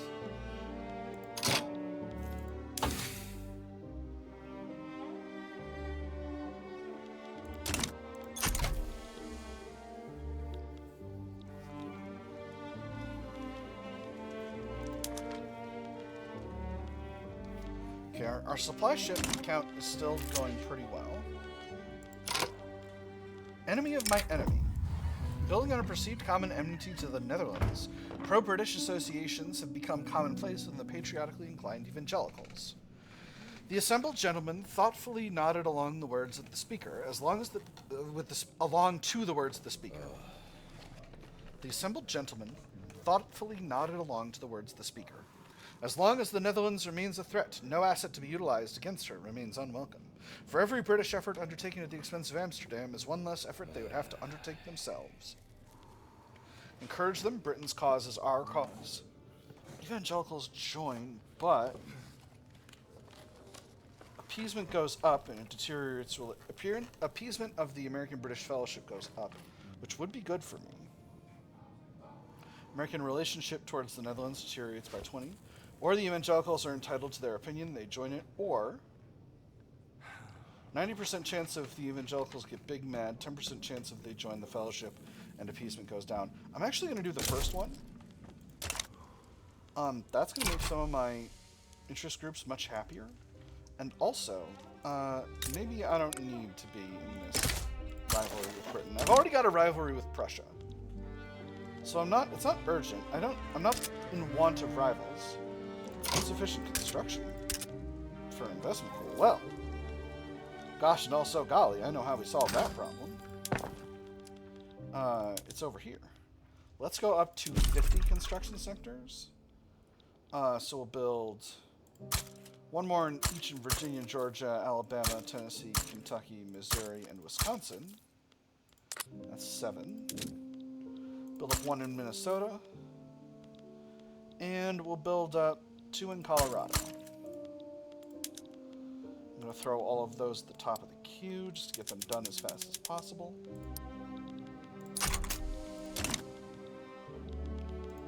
Now, how's my troop transfer fleet going? Okay, they're fully hired. The Atlantic Fleet was defeated. Wow. Okay, did not expect that. Alright, so the Atlantic Fleet needs to be restored, clearly. Let's put some ships in the construction queue. Let me see. I got to build a couple of early ironclads, and then build 11 iron frigates. That should take us up to the point where we're good.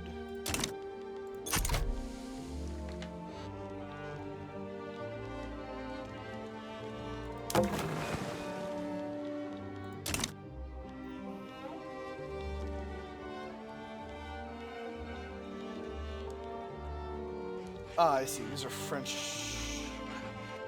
fleets that are fighting the British over something else.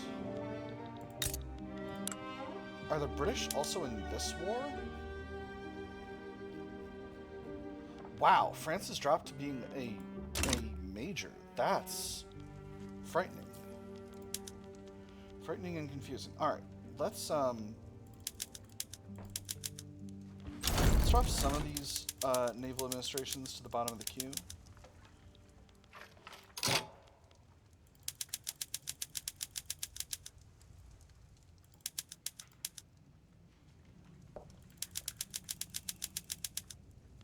Wait a minute. I'm a fool. I'm a fool's what happened. Alright, so Cuba is my subject now. Let's improve relations with them.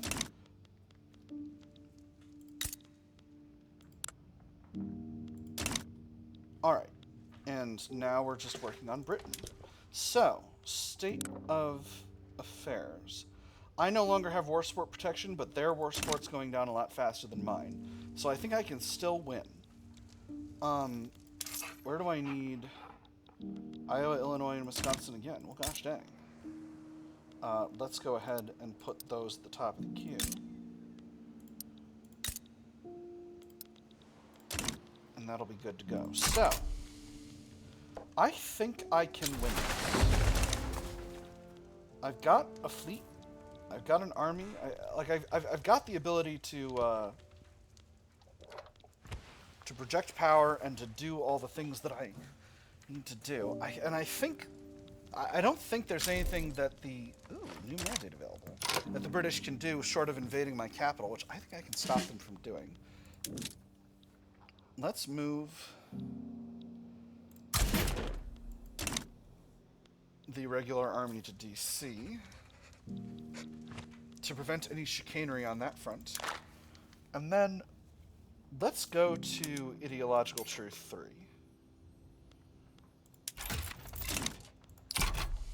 25% minimum legitimacy is very good.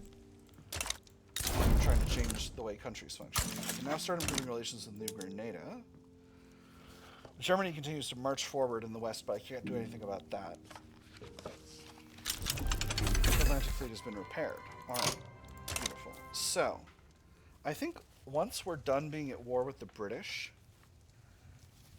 we can use the troop transfer fleet to start moving forces to Germany.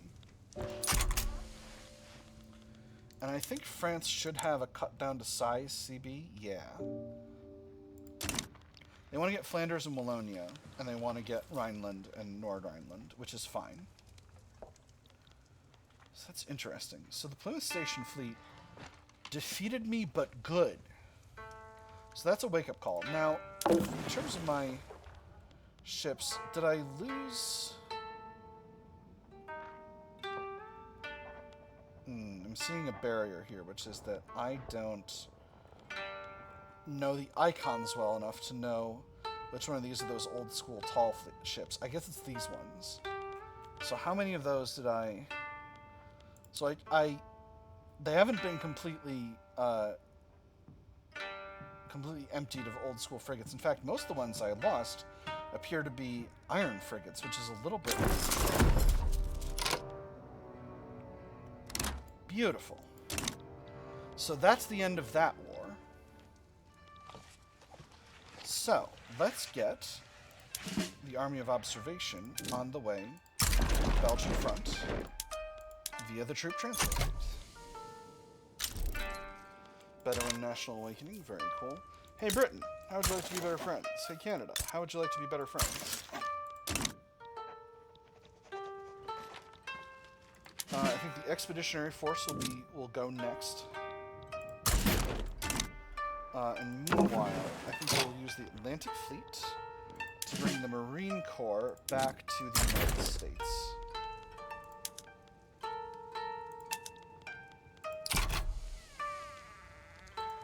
And then the Oceanic Fleet, we'll just go ahead and... Oh, they've taken some damage as well.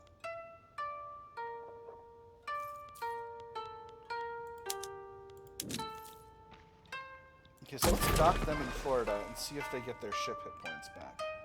Interesting. Yeah, I guess now you need to be a little bit more proactive about keeping fleets in good repair. What's this? That's supply. Alright. I'm running out of buffer small German states. France will have to hold a bit longer yet. Never mind. Oh, interesting. So, okay, so France got Wallonia, but they quit while they're ahead. Well, it is what it is. All right, so I think our I'm going to give our fleets a second to just sort of get where they're going, and then we'll see what else needs to be done. Atlantic Fleet is transferring troops. Now, I think the Oceanic Fleet... Here's what I'm going to do.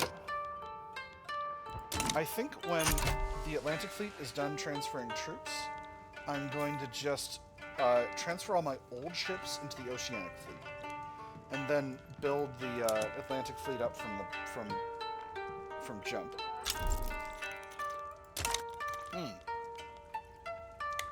There we go. Okay, so we got a naval repair queue.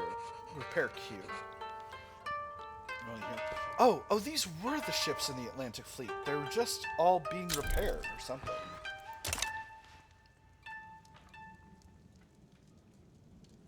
Interesting. Okay, I think I misunderstood. Or no, these are the ships in the Oceanic Fleet, and they're currently being repaired. These other fleets are all good to go. So the Atlantic Fleet still needs more ships. Let's go ahead and build up... We'll build them up to 20 torpedo craft. Because torpedo craft are pretty straightforward to build. How's the investment pool? Investment pool is still looking good. I feel like I could definitely increase the size of the construction sector further, however. So let's go ahead and go up to 60. We'll do 2 in Idaho, 2 in Nevada, 2 in Utah, 2 in Arkansas, 1 more in Michigan, and that means we got 1 more... Oh, it's probably Panama? Okay, well, we'll build 1 in Panama. Uneven numbers, my nemesis. All right, that gets us up to 60, so that should be just fine. Now, I should have the ability to form a new 5th American Army. Who do you go with?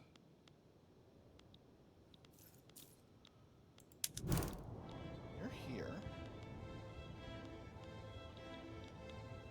Part of the Army of Observation, probably. Expeditionary Force, where are you? You're back in Texas, and you're full. United States Marine Corps, you're up here. I wonder if 5th American Army lives with you. Yes, okay. You live with the Marine Corps.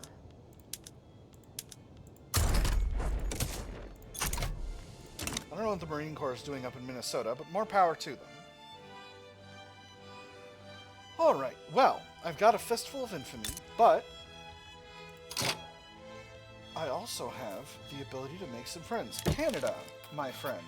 Let's have a defensive pact. Why don't you accept my power block embassy? Why don't you let me invest in you? Why don't we give each other trade privileges? Can't get trade privileges? Maybe we already had them or something? Let me see.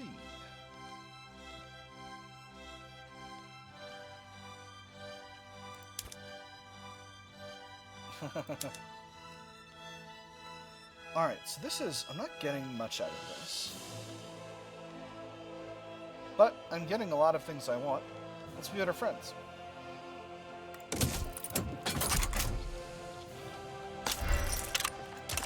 Beautiful. So now... Excellent. So I'm probably going to take over a lot of leverage. And if I can get Canada into my power block, that will be sweet. So, Venezuela is currently at the point where I can reduce their autonomy. Are there any other laws I want to change other than oligarchy? It seems like I may need to change other stuff.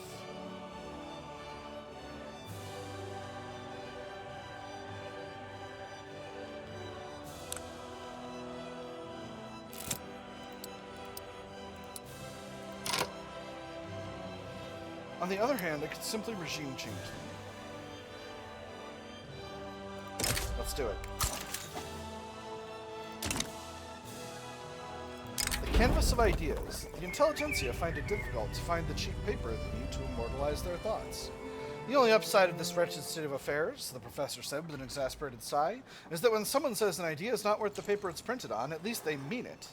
We'll secure the pages of tomorrow's classics. Adds set up paper import or learn brevity, intelligence, human math. I'm going to secure the pages of tomorrow's classics. It shouldn't be a problem. Paper. So to do this, I need to have import subventions. And then I need to build up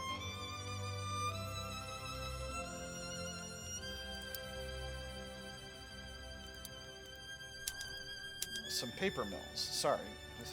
Sometimes I have a little freeze. All right, we have a few in Panama. We have a few in Wisconsin. Let's build up Wisconsin. We got a lot of labor available in Wisconsin. Georgia.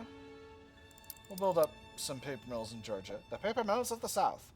I'll build it there as well. That should be more than enough. Cash flow's looking pretty good. How's tech looking? Innovation could definitely be higher. It would be costly, but my cash flow is really, really good at present. So maybe it's time to build up a massive increase to my universities. How about it? Let me see. Let's build up a level 5 university in California, level 5 one in Washington, level 5 one in Wisconsin.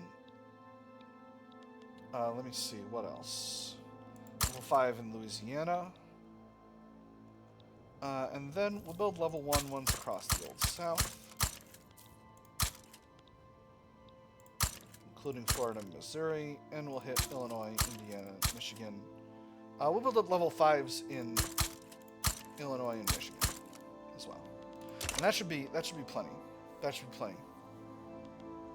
That'll be something to spend the old cash, the old credit limit on. How much are we paying in interest? 17K a week. Not ideal. So that's because the petite bourgeoisie are no longer doing treasury bonds. Anyway, whether through the trust of our people or the truncheons of our soldiers, the United States of America has emerged unbroken from the wave of socialist agitation that threatened it. They still saw the pamphlets sometimes. Decayed paper corpses, trapped in the gutters, caked in soot and mud, bold red and black ink abraded by rough stones and rougher footsteps. The police had not bothered to pick them up, viewing them perhaps as an affront to their boots, or to their gloves, or perhaps realizing that the fallen remnants made more of a statement than their complete disappearance. Listen, gloves are the boots of the hands.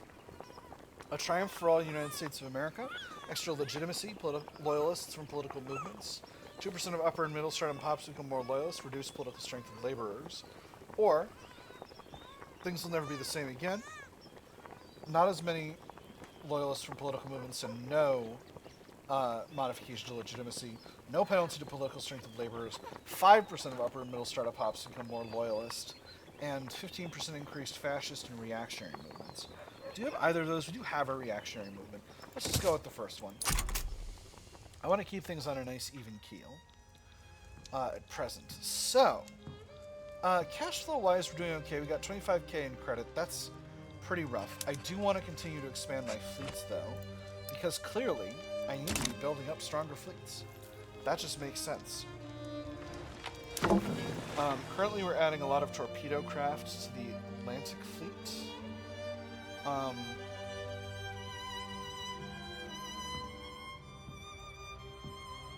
And then I think after that...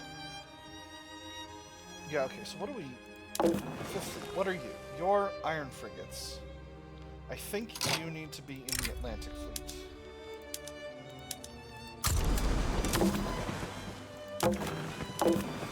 Now the Pacific Fleet... We could also transfer old ships to the Pacific Fleet. And I think that makes sense. Let me see.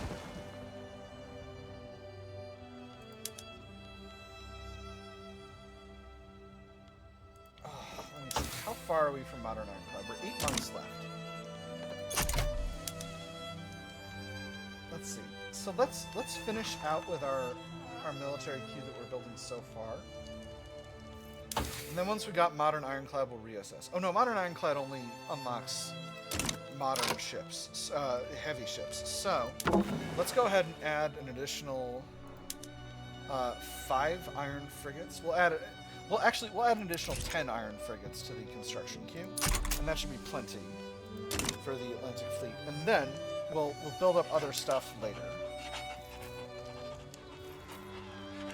Now, this expansion to paper mills should deal with the price of paper moderately well.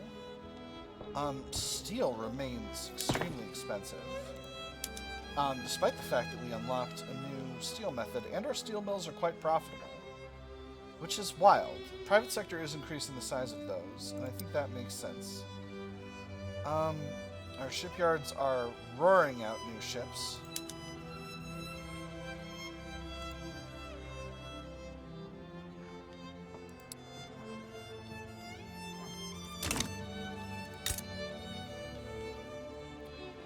Relations to Canada are good.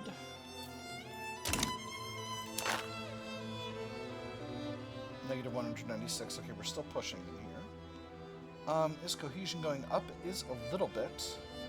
Cuba needs an improvement in relations, and we're working on that. There's no other way to live with that. So, with Venezuela having been regime changed, what's their situation now? So now they've become a census suffrage republic, which is good. Interesting. I thought regime change just changed up some things about the government, but hey, I'm pretty pleased with that. No, New Grenada. You're on landed voting. It'd be very hard for you to get the census. So let's not worry about that too much. We've got a lot of states that are low on taxation capacity now. Let's go to publicly traded for our financial districts. Don't pay attention to that window. That's the game's lion.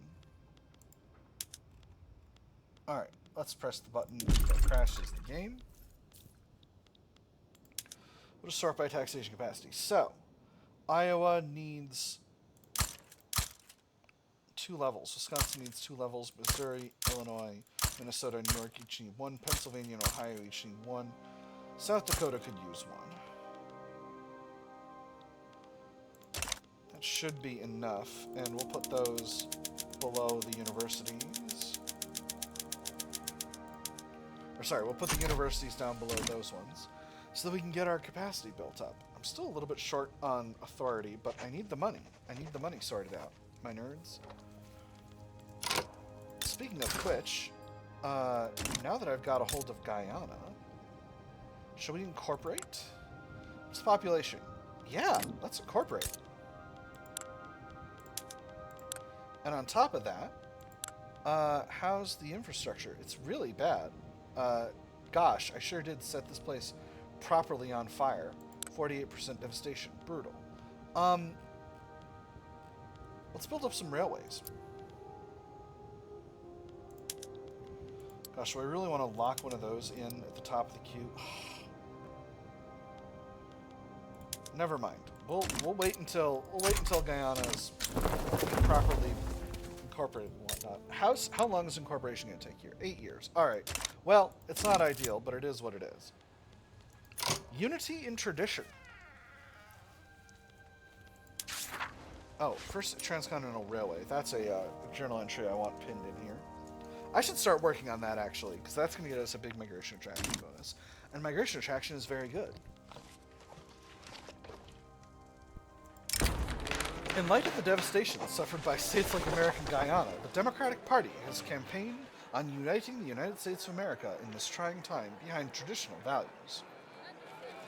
Before I handle this event, I'm just going to let the week tick over. What does our election look like? So the Socialist Party of America has a commanding lead, even with negative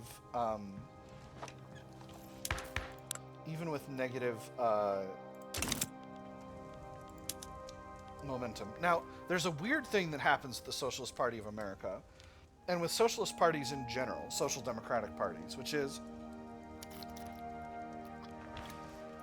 they tend to win an election and immediately disappear. With that having been said, I'm still going to try to push them. I think we can.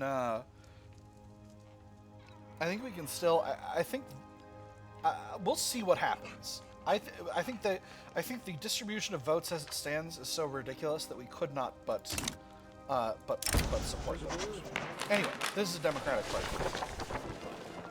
Our nation lies in ruins, but the United States of America has risen from the ashes before and will do so again, as long as we do not forget who we are. This is not the time for radicalism and recklessness. This is the time for healing. We must look to what made us persevere in the past and safeguard it from those who would see it destroyed. Until we have rebuilt, until we have healed, it is all we have.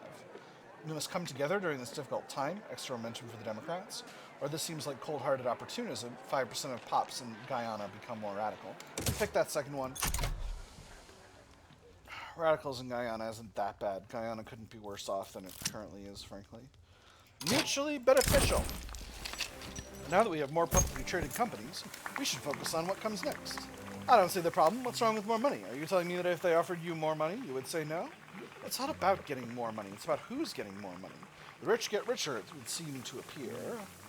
Alright, so this might affect our politics, stronger industrialists and trade unions, or maybe we can use this elsewhere, extra progress towards international exchange standards. Oh, that's really tempting. But I'm going to have it affect our politics.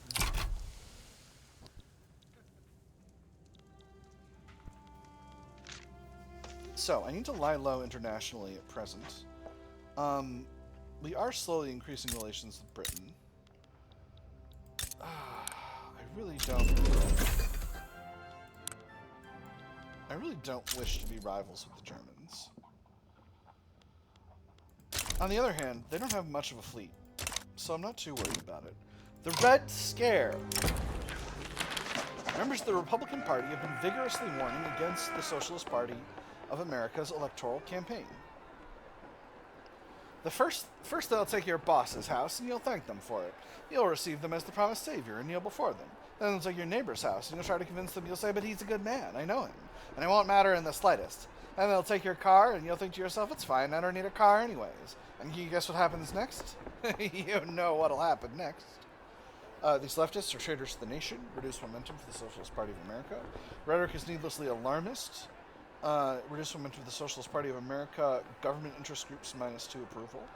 Infiltrate the Socialist Party of America. We can do this because we have secret police. Reduced authority, significantly reduced momentum for the Socialist Party of America. Or, the Socialist Party of America has every right to spread its ideals. We have this because we have right of assembly. 10% extra momentum for the Socialist Party of America. Industrialists unhappy. -2. I'm going to pick that third one. And that'll continue to increase the, that'll keep them basically at the top of the heap here. Them being the socialists, I mean. Alright, government admins are close to getting built, and then we'll start on the universities. Cash flow's doing basically okay. We built up some gold mines, so hopefully that's providing some extra minting for us, which will be nice.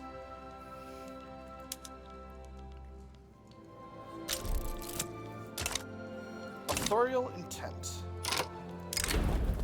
A minor scandal has buzzed around the Republican Party as a piece of reformist fiction written by Joshua Norton in his youth has begun to circulate once more. Whilst enthusiastically written, that is the work's only merit. The plague of superstition and dogma was the end of the United States of America? If so, then why are the trains still running? How could they possibly have acquired the coal to fuel it? Your propensity to butcher your characters for cheap tragedy is nothing short of shameful. And to make matters worse, why would Victor ever not pursue Estrid's affections when they've known each other for so long? Do you have no eye for redeeming romance? A tragic tale, but there's no reason to harass him, reduce momentum for the Republican Party. Or these are Joshua Norton's problems, not the party's. I almost said not the Empire's. Half the reduction in momentum, but he loses popularity. I'm just going to do the first one. Reduce momentum seems fine with me. All right. Swift Merchant Marine. So, Panama Canal Company. Question. Do you own shipyards? You do. Okay, they own ports, not shipyards. They own ports. Okay. They've already got trade rights. I'm tempted. Let's give them investment rights. They seem a good, healthy, profitable company. They've already got the right to trade. Let's give them the right to build. The popularity contest. The eyes of the electorate have turned to the candidates that seek to acquire a position at the head of the government. As the election approaches, voters debate who would provide the best leadership for the United States of America. I quite like Hallowell, mused one of the men at the bar. I couldn't say what it is I agree with him on, but I think he has a good head on his shoulders. His neighbor spoke up. Enough to look past the company he keeps? Oh, why not? God knows you could say the same of any of us. Nobody's better to handle a fool than his friend. Josiah Hallowell is the man of the hour, experimenting for the Socialist Party of America, and he becomes more popular. A term of Maximilian Pels is what the country needs, extra momentum for the Democratic Party, and he becomes more popular. Or Alan Key has the character for the job, extra momentum for the Republicans, he becomes more popular. I'm going to go with the Socialist Party of America, just as I talked about a little while ago. We'll see how that will affect their electoral prospects in a moment.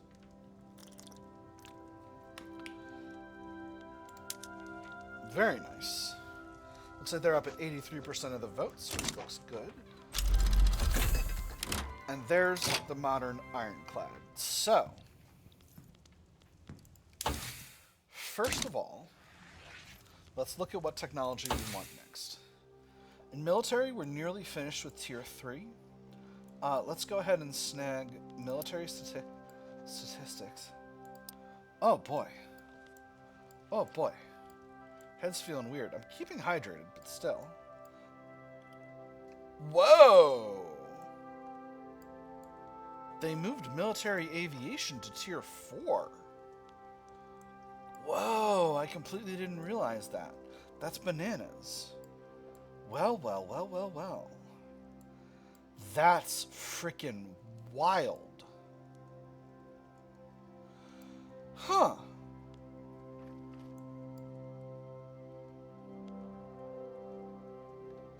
Okay. Alright.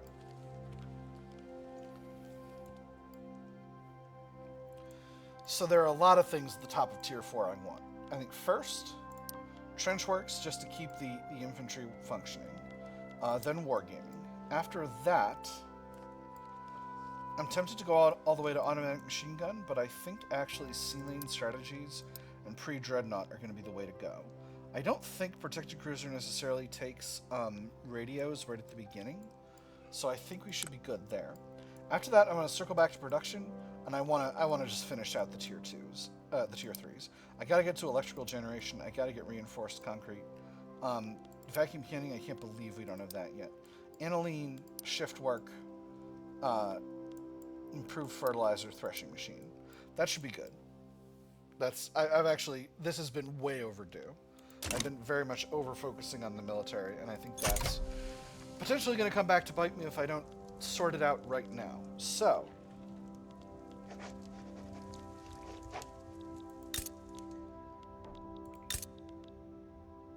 leverage is still improving with Canada. The party favorites.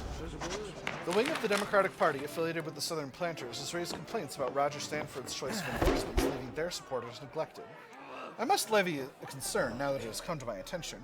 Whilst Roger Stanford's actions are undoubtedly well-intentioned, the recommendations contained thereof seem to exclude certain members of the party who have demonstrated more than sufficient vigor, goodwill, and surety of purpose. Listen to their concerns and appease the Southern Planters, extra momentum for the Democratic Party, and Roger Stanford becomes more popular. Or appeasement, don't they know that it was fully intentional? Not as much extra momentum for the Democratic Party. The Southern Planters become weaker, the petite bourgeoisie becomes stronger. Let's go with the second one. That seems like all benefits, no drawbacks from my perspective of the current situation.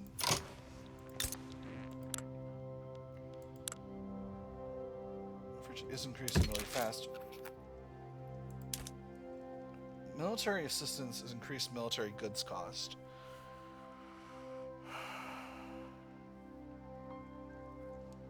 That's not that much. And would this give us extra leverage generation from treaty? It would. Let's give it a second, though. Relations are good.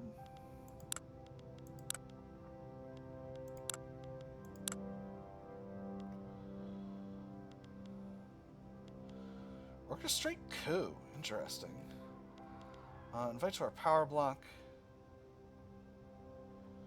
Alright, and we're getting 11 per week, so that should not be a problem. Alright, we're slowly chipping away at these universities, getting them built.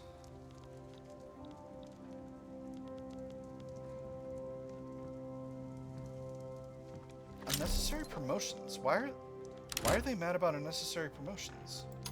Alright, so, we had our election. Let's put the Democratic Socialists in charge. So what's our...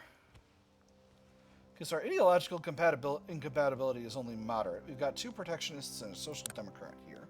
So, let's take a quick look at the taxation structure. We get a lot more if we went to graduated. But I don't think we necessarily need to do that at present. Could go to universal suffrage. Yeah, let's go ahead and knock that out. I don't think that's actually going to be a problem. The industrialists will be mad, but only a little bit. I think this will be fine. I don't think there's there's not, to what I can see, a movement that's going to be upset about this. So it shouldn't lead to any kind of revolution or anything like that. This will also make the socialists happy, I believe. Alright. And then we'll look at economic policy and other things. Now, we need more bureaucracy. And I know just the place to put it. California.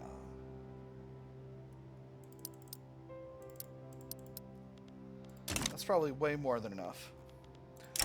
The absent man just got into office. There have been reports of Josiah Hollowell, leader of the intelligentsia, not attending meetings or fulfilling his obligations. We can no longer ignore his absence. Hollowell barely even responds when we call his name. A blank stare. He almost doesn't blink. Let's go for a walk, we'd tell him, and he nods, in silence, and in silence we walk. A doctor needs to see him. He loses some popularity, but he gets treatment and removes the psychological affliction. Or he can get the help he needs in an asylum. He retires. A doctor needs to see him. It's just sensible from my perspective. What about Holloway? He's a hedonist and literary and a colonial administrator. Cool. He's a protectionist and he's the head of the intelligentsia. Alright, so we have an unusually high amount of ideological cohesion among those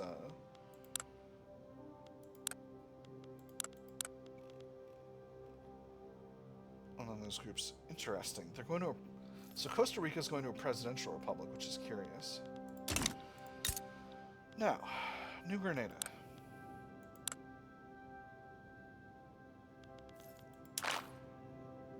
Cohesion is pretty high. Still trying to improve relations with Cuba. Cuba's liberty desire is quite high, but mostly that's because of bad relations. And those will not take too long to be sorted out. Maybe I can do... Let's offer them knowledge sharing. And let's reduce their subject payments. That's fine. I'm doing pretty fine from a cash flow perspective. Right, I was going to build up my fleets. I completely forgot. I completely spaced. Alright, so first things first. The Oceanic Fleet needs some of these tall ships. Let's send all of our original tier,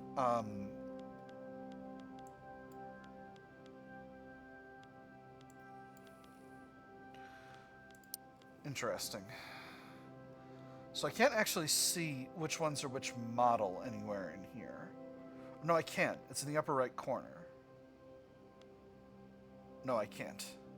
Okay, I can. It's here. It's here. All right, so the Columbus is one. The Washington is one, and I think all the others are the later one. All right, beautiful. So that's those two. And now the old school ones among the frigates are the Potomac, the Java, the Constitution, the Brandywine, the Constellation, And I believe that's all of them, right? There's only 5? There's only 5. Alright. Prink and plink.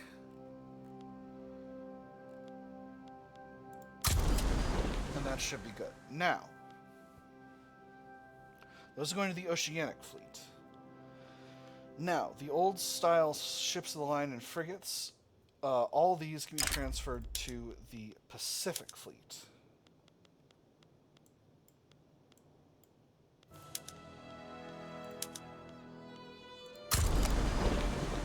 So, that leaves the Atlantic Fleet with 4 capital ships and 30 cruisers. Let's get some modern ironclads built.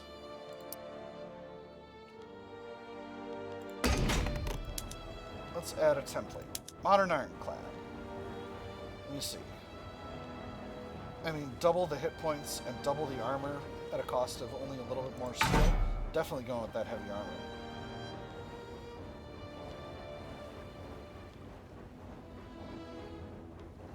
Higher vulnerability for bigger guns. I don't necessarily want that. Extra coal and engines input. It hurts, but I gotta do it. Because these are slow ships compared to the other stuff. And you know I'm going with increased stowage. Now, modifications. Blockade strength, landing skiffs, naval invasion efficiency. That's tempting. But these are big, heavy ships. They're designed to fight. So let's go with...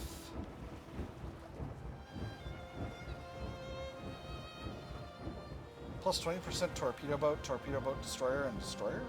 I don't really understand what that means.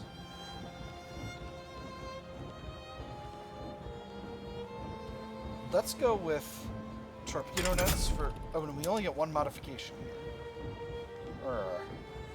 Yeah, let's go with reduced critical chance.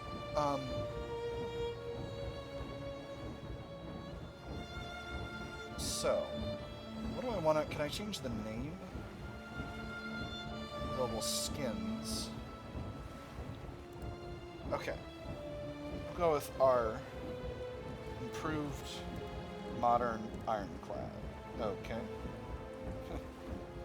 We'll go with modern ironclad 2. I can't. Gosh dang it, Victoria 3, make the field bigger.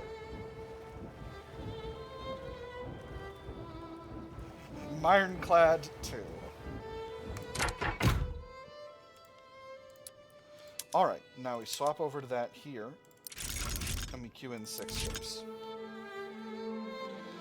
Now for cruisers, we still only have the 1 iron frigate. Let's just build those ironclads for now. I believe we are... Yeah, we're fully constructing, so that's fine.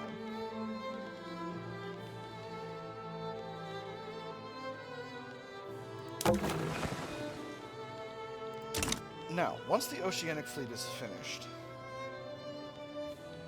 this has had these ships incorporated into them, I think I'm going to send them back to East Africa and start working on projecting power over there once again, so that I can do the thing I was going to do.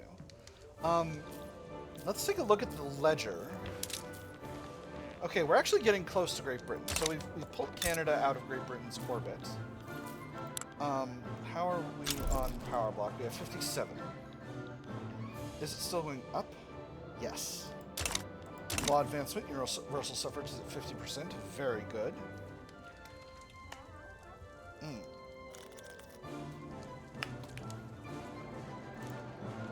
We got our bureaucracy. Economy continues to increase in size. We're hurtling towards swift merchant marine, which I'm feeling pretty pleased about. Let's take a look at our subjects. And there's pump jacks. Beautiful. Oil discovered in Pennsylvania. Very nice. Only Cuba is high in liberty desire. New Grenada is going down in liberty desire. Cuba will be going down in liberty desire pretty soon once relations improve. So let's look at the oil situation. The discovery of oil in Pennsylvania is causing people to flock to the industry, hoping to find jobs in this booming industry. Causing people to flock to the state, hoping to find jobs in this booming industry. Gold, silver, diamonds, for what? Trinkets and finery for the gentry, glamour to hide their time has passed? Listen, my friend, Nostalgia may be gilded, but the future runs on oil. Encourage this trend. Oil is the future. Increased migration attraction from Pennsylvania, extra oil industry employee mortality, reduced oil industry employee standard of living, increased oil industry employees, increased oil extractors throughput. Or, progress is best tempered with caution. Half the industry employees modifier, half the throughput, half the migration attraction, and no negative penalty to standard of living or increased oil industry mortality. And then these ones are, again, another set of, like, always pick an oil rush or always encourage caution. I'm going to always encourage caution. I think that's just sensible. So we've got oil. We've got oil now. I'm thinking about whether to build power block statues. They provide me with influence, and they provide me with prestige. Oh man, the temptation is actually extremely high to build a bunch of power block statues. But let's take a look at where we are with tech right now. Oh my goodness. I can't see my numbers. Victoria 3. How could you? How could you do this? Let's focus on that for the time being. Alright. Ships have moved where they need to be. Benny Jones, you need a promotion.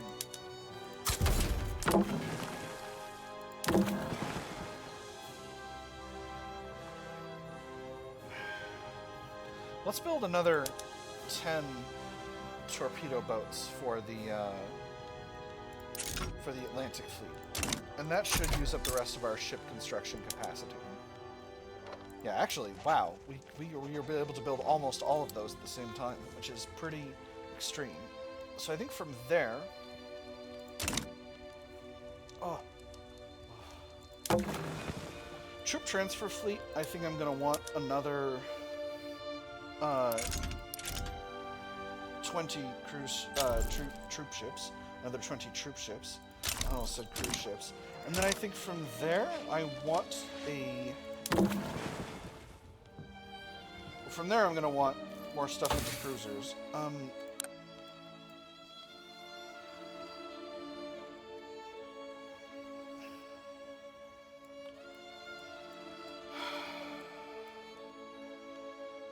Wargaming and military statistics are so good. I need trench works for the foot forces. And then sea lane strategies gets me my protected cruiser. Armored cruiser and protected cruiser. I need to figure out what the difference is between those. Alright, I'm going to drop the speed here. But first, popular playwright endorses reform. In the midst of the debate surrounding universal suffrage, one of the country's leading playwrights, strongly associated with the intelligentsia, has staged a widely acclaimed play whose politically laden theme makes no secret of the author's desire for the law to be passed. The man's viewpoints may be somewhat partisan, but sir, you cannot argue with his prose. Universal suffrage will be on everyone's lips now, extra enactment success chance. This sure puts the intelligentsia in a good light, stronger intelligentsia. Well, let's ensure the play gets a wider international audience, extra prestige. You know I'll go with that prestige. Alright, so let's go to our ship designer. Protected cruiser and armored cruiser. What's the difference here? I'm seeing baseline. The armored cruiser has far greater engines and steel required for it. So that makes sense. Oh, goodness. Sorry, another event. Taming Amazonia. Currently in our possession are vast tracts of pristine, undeveloped Amazonian lands. While some laud its wild beauty, others see naught but an untamed frontier overflowing with rubber, longing for the gentle progress, the gentle touch of progress and capital. Oh boy, I flubbed that line read. Definitely not Freudian in nature. Take this down. We stand upon the edge of what could be the very lungs of the planet itself. The terrible wonders that might be inside are ours to behold, to conquer, and to subjugate. As darkest Africa has yielded to... Sir, I believe I forgot my pen. Perhaps I could dictate when we return to camp. Imbecile! Bah! Use mine. Now from the top, and do not interrupt. Fortune smiles upon the brave and spits on the coward, adds the exploiting the Amazon journal entry to the Journal of the United States. I'm not going to worry about that right now, because I'm dealing with this other thing. Alright, sorry.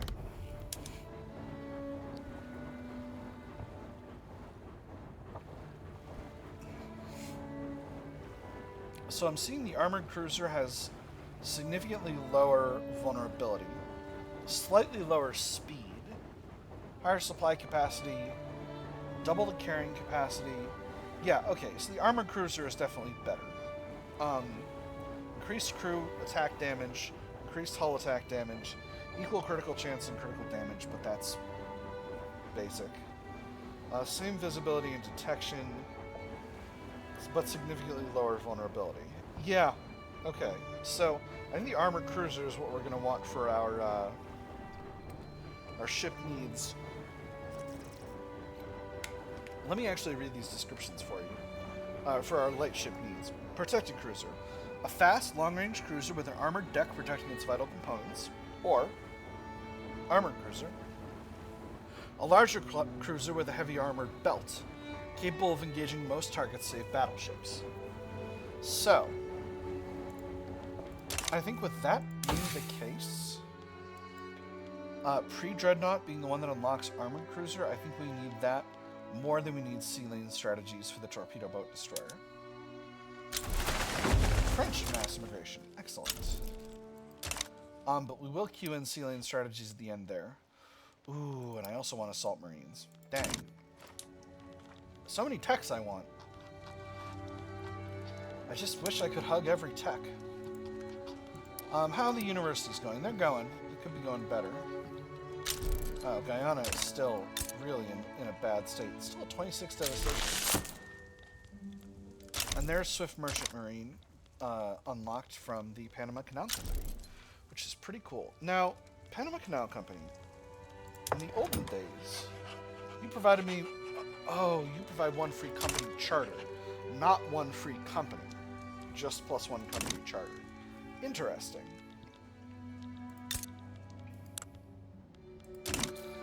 So I believe...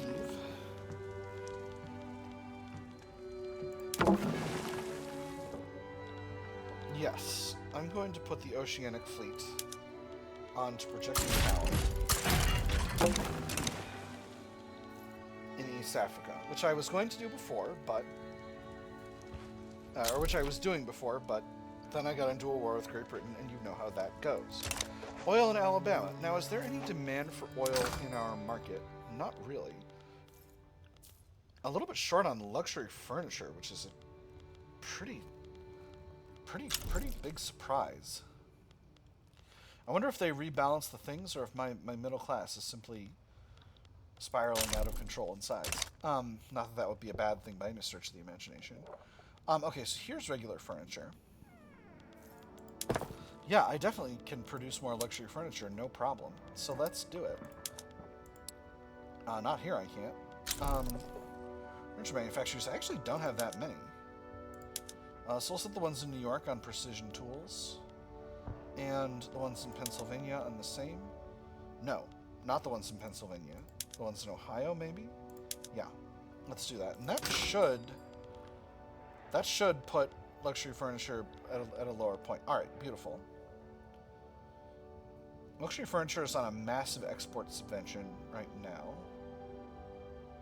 So actually, maybe the answer to that is that we don't make those changes, and we reduce the export subvention.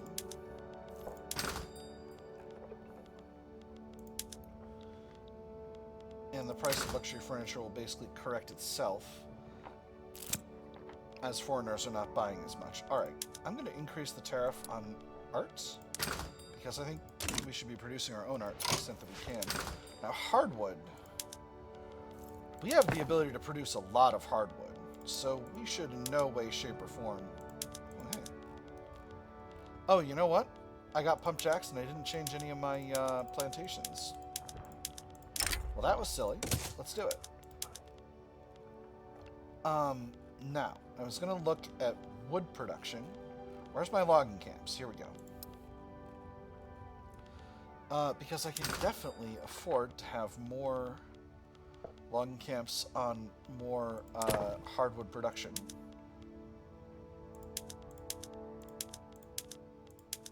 Let's just grab a few and swap them over. Maybe one of the really large ones. And then we'll check out the impact on the market as a whole.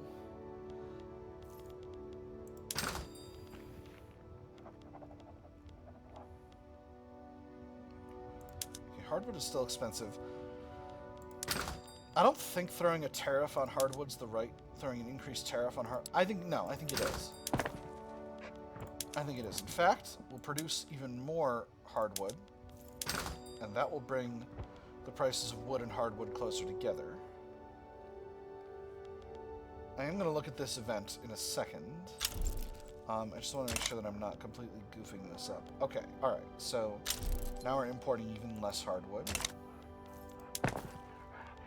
Let's continue to swap over sectors.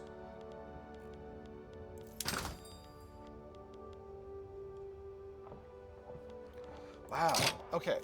Let's go to full focused hardwood production. We're going to need a lot of hardwood. And regular wood is still less expensive. So what this tells me is that I actually need more wood. Workers of the world. The internationalist sentiment within the trade unions has generated suggestions to reach out to workers in Costa Rica. I don't understand how you would let someone like him into your home. Are we to host people from all four corners of the world now? This man has my life in his hands every day in the mine. I already trust him with my life, and for that matter, I'd much rather welcome him here than any of the American bastards who sent us down there. Class above nation. Southern planters and industrialists mad. Improves relations with Costa Rica by 50. Or these unpatriotic ideas will fade, piss off trade unions. Gosh. I'll piss off the trade unions. I can live with that. They're very happy with the move to universal suffrage.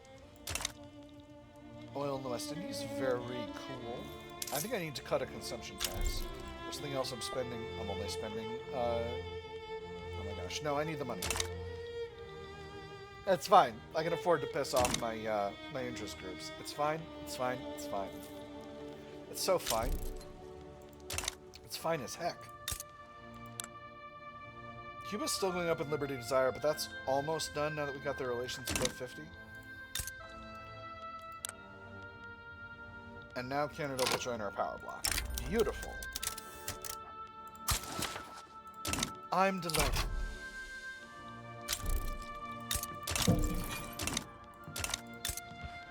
So now... Excellent. I would like... I think market unification is the way to go. I would like to unify markets with Canada. Maritime supremacy. Hold on.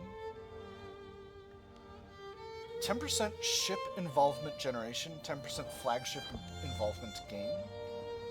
At level 1. At level 2, additionally, plus 5 max ship construction progress. Okay, so fewer ships faster. At 3, minus 10% Navy goods cost. Wow! So where... Do we have a line item for Navy goods cost, or is it all under military? So it's hard to tell. I don't know, man. Naval... Maritime supremacy seems very good. But...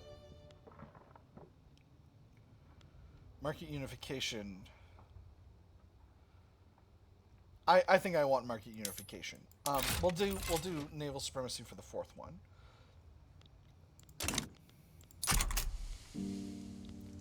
All right, we'll get there. We'll get there fast now that Canada's in here, because Canada's a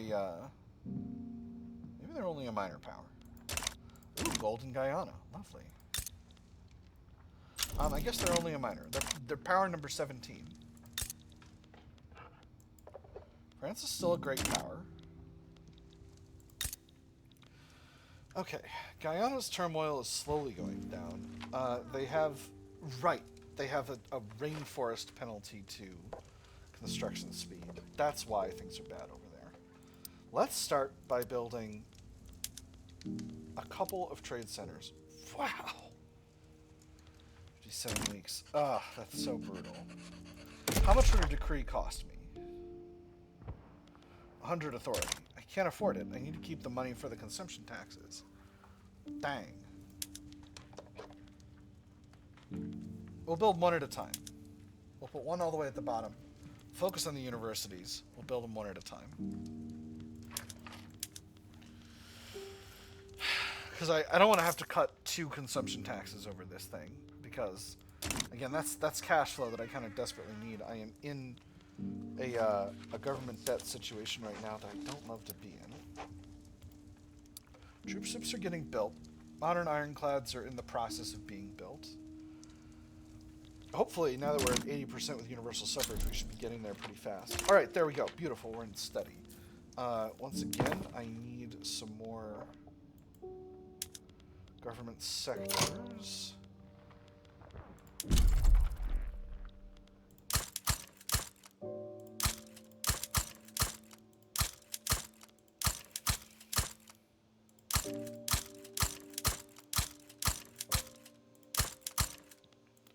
I'm going a little buck wild with government sectors this time, but I think it's reasonable. All right, we're going to throw everything except for these two universities below that, so those will get built reasonably fast. And then we'll have plenty of bureaucracy to play with. Now, the ledger. We're coming up on Great Britain. We're going to have more ships soon. So hopefully that'll get us there. I think I'm quietly actually producing ships much faster than Great Britain is. I say much faster. At least a little bit faster. My GDP is the biggest GDP in the world, except for China. We've just overtaken India and Britain. And now we've got Canada in our power block, which I'm very, very pleased about.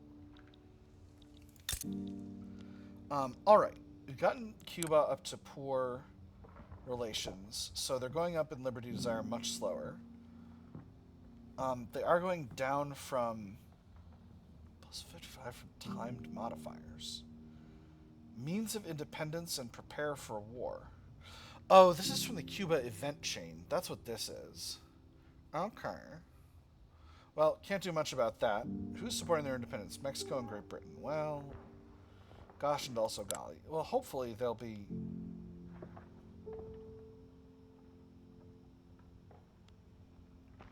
Hopefully they'll be doing better long term. Maybe I exempt them from service? Maybe I appoint a governor? Fernando Castillo. He's liked. Ooh, human rights unlocked. Excellent. So maybe, once we're done the universal suffrage, we'll go to compulsory primary education. And that will be nice. Basically, to spend all this bureaucracy that I'm currently building up on. Alright, there's military statistics. Damn, I really want to be at pre-dreadnought. I think next... Now we're in voting. Beautiful. I think next to naval stuff, I think I want to build up...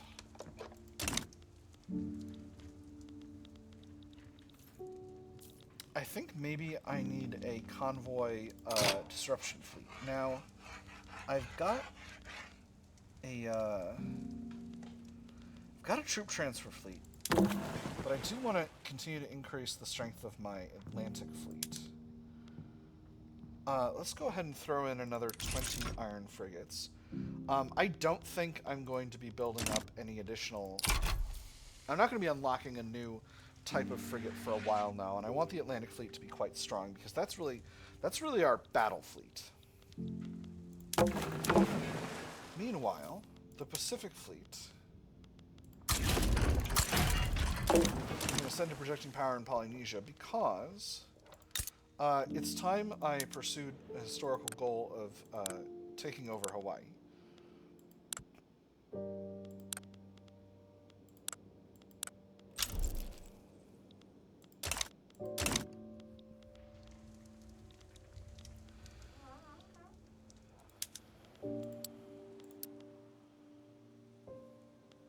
Now it'd be 20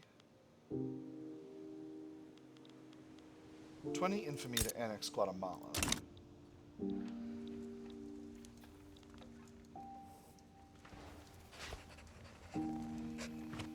But if I did that, I could incorporate that into Costa Rica, and things would be pretty well with them. I still think I'm in a pretty good position to start taking British holdings here in Central America and the Caribbean. I feel reasonably confident I could do that.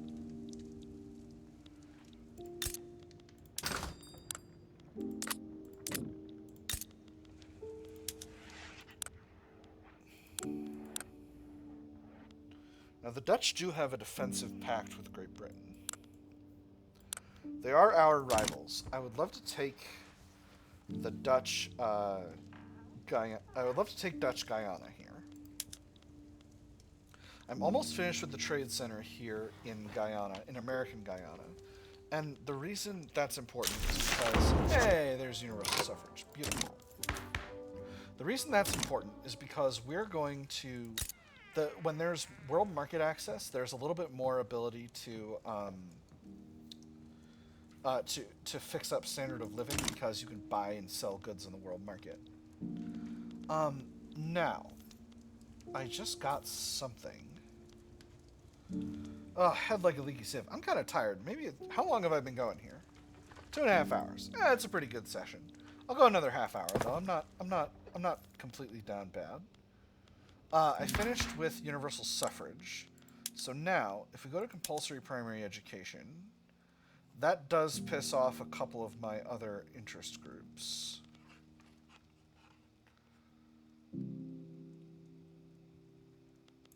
Let's wait. Let's wait for them to chill out.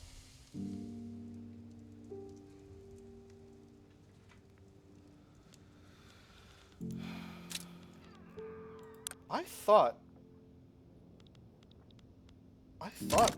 all of my promotions were necessary.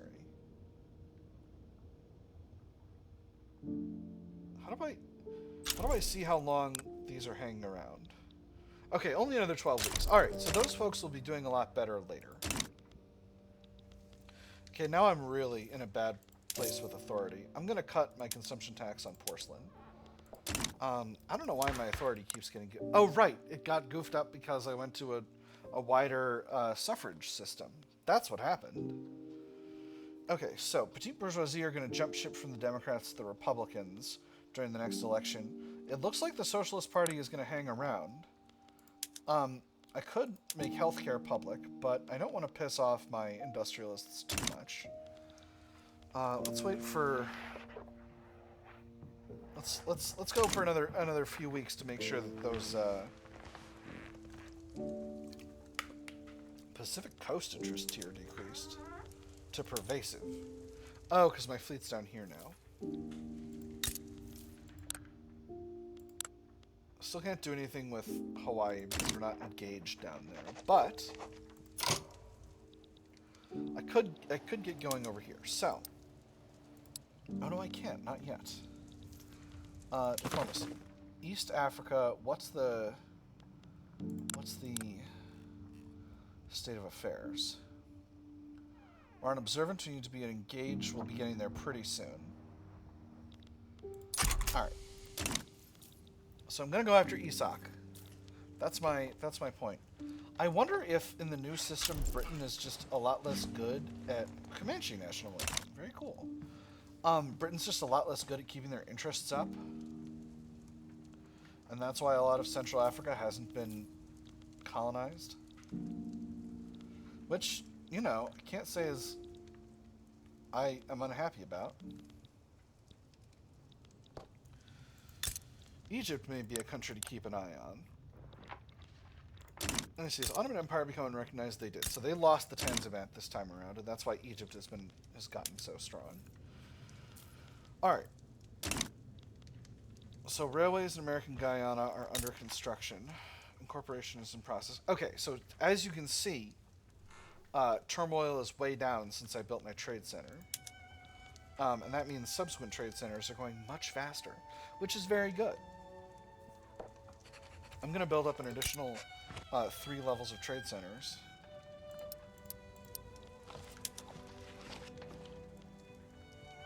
Just to get the ball rolling down there. Because trade centers are generally very good. Now, I believe I do kind of need a trade expansion all over the United States. I do have a new advanced training method available. So where's my trade stuff? Here we go. So I want at least level 5 trade in every state in the Union, including in the Indian Territory.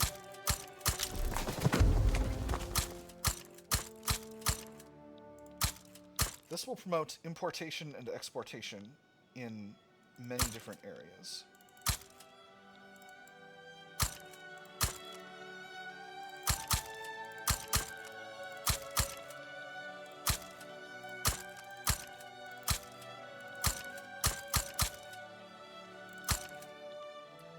Went a little ham in Florida, and that's okay.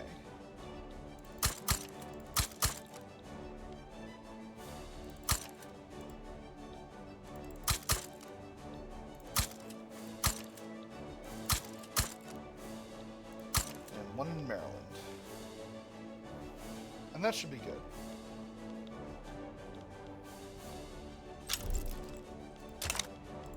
Oil discovered in Utah. Wonderful. And there's the Oceania tier increase. So I should now be able to...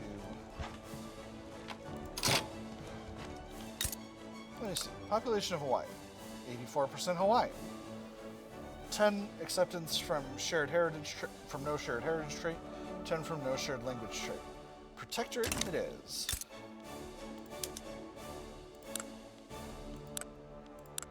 Let's improve relations a little bit first. Just a little bit, though. What are the chances I'll forget?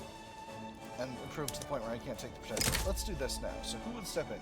Dutch East Indies would step in. Interesting. What a curious situation. British. Oh, right, because the Netherlands are in the freaking... That's funny. Nevertheless, do they have a fleet? Answer, not really. I'm not worried.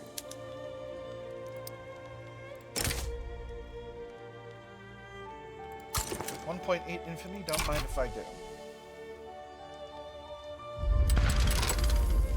Alright, let's send the Marines.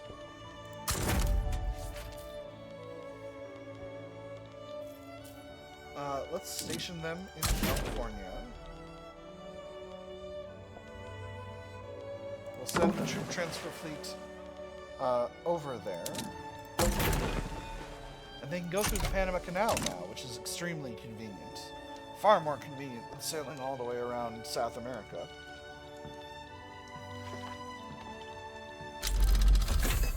Oh boy, hand-cranked machine gun. I love cranking machines with my hand. Wait, sorry. What were we talking about? Alright, trade centers in Guyana are almost finished. And that's making the railways happen much faster, which is very good. Hoping that keeps up. With getting turmoil down here. In fact... Now I need to make sure that I don't... Okay, we've actually got quite a bit of infrastructure, so... I'm going to build a couple gold mines and rubber plantations each. We'll keep the...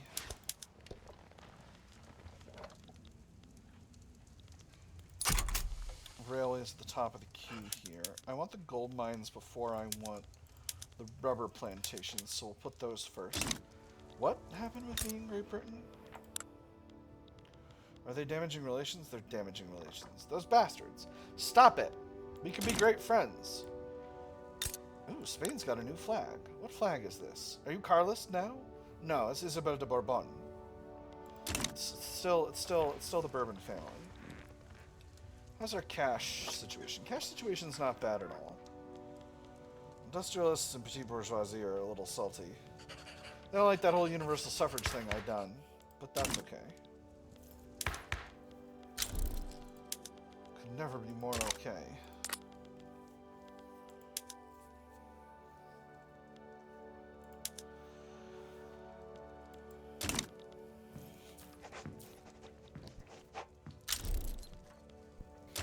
Hawaii backs down. Lovely.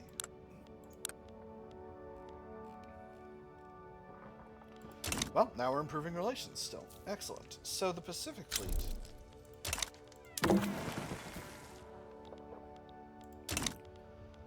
we'll send them to project power in...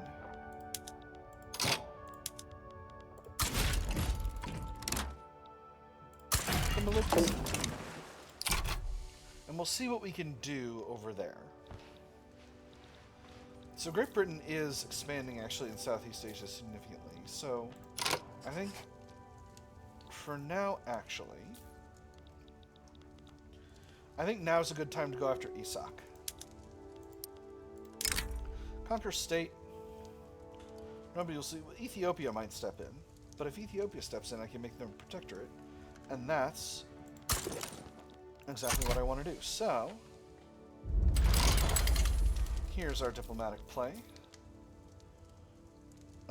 There's the Marines on their way down. Troop transfer fleet. We'll send you to New Jersey. I actually think maybe I'll... Do I have anywhere to stage the Marines? I can stage the Marines in Guyana. So I think that's what I'll do. And then I can start making plays all around this area. So that's Witu.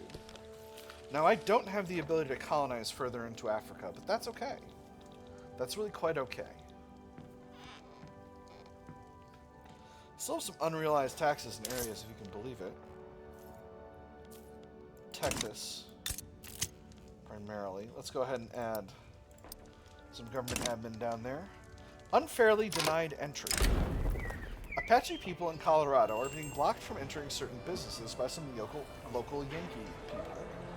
I've been going to this shop for years. Why is there suddenly a sign in the window saying people like me aren't welcome anymore? Everyone must be allowed. British authority.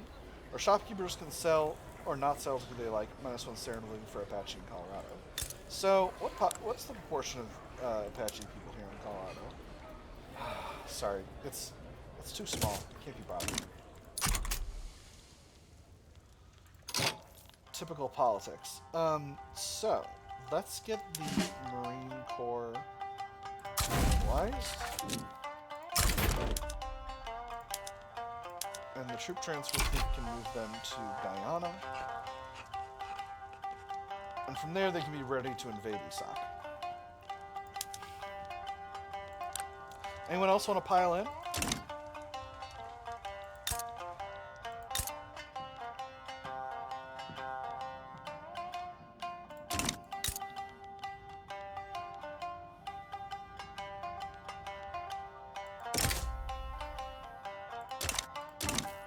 Oh, hey, I made it to rank number 1. Excellent. Oh my goodness, I ran out of ships to build. Wow, I really have a ton of shipyards. That's bananas. Okay, alright, well, let's take a quick look at, I think I need more capital ships. Let's build 10 modern ironclads. Do I really go buck wild and build 20? I do. And then we'll build another 20 iron cruisers. That should be good. There we go. Now we're using that ship construction capacity, I tell you what. Although, actually, I think the construction sectors need to be increased because I'm seeing a lot of cash in the construction pool. Let's go up to 80. Let's go a little buck wild. 1, 2, 3, 4. 1, 2, 3, 4. 1, 2, 3, 4. 1, 2, 3, 4. And 1, 2.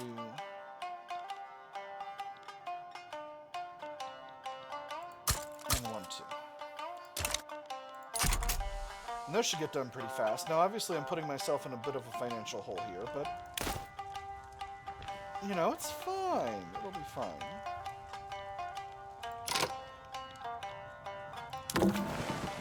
Let's dock the troop transfer fleet in Guyana so that our staging our Marines there doesn't end up being a total waste. Now, first transcontinental railway. I need railways in Wyoming, Nebraska, and Utah. So let's just go ahead and build this.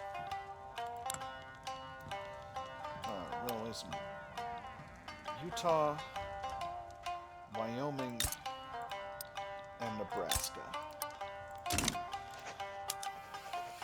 And where do I want those in the queue? I think they're actually probably fine where they are. Maybe I'll...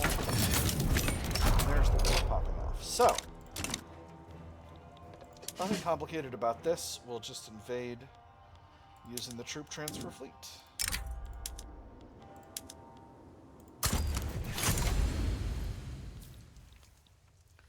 I think probably when I finish with the gold mines and the rubber plantations.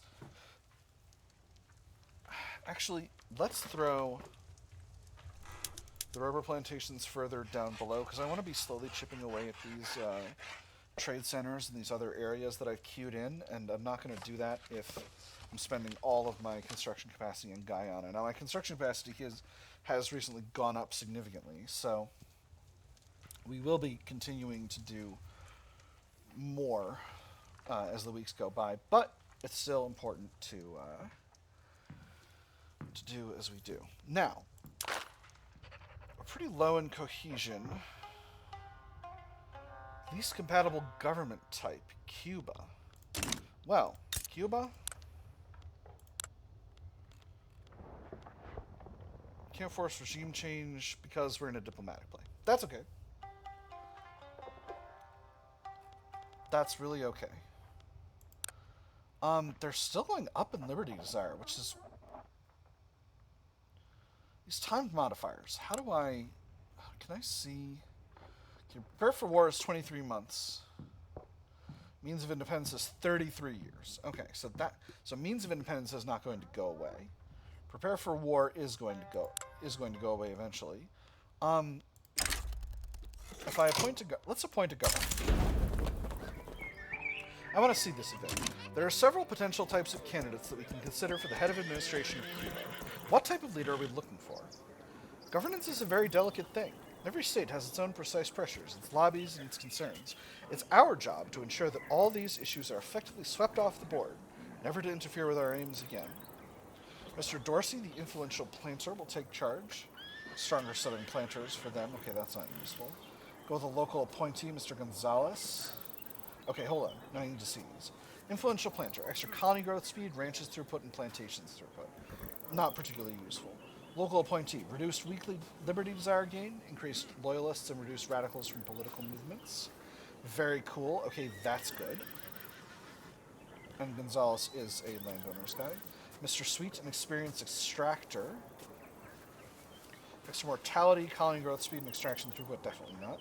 Mr. Gale's a prominent businessman. Increased state construction efficiency. Increased supply ships construction efficiency, he's petite bourgeoisie. Or the military governor, Brigadier General Murray, will ensure stability. Mr. Authority, suppression impact on political movements. Alright, you need the local appointee. After that, we'll exempt him from service. And we'll grant them investment rights. They're still going up. They got change rate scaling from high liberty desire, though. Of 18.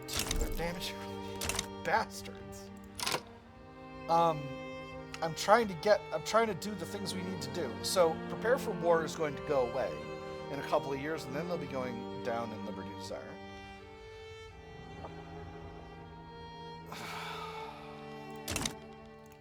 Little by little, the rubber barons, local authorities, and elements of the evangelicals are divided on the best direction to save the Amazonian peoples of American Guyana.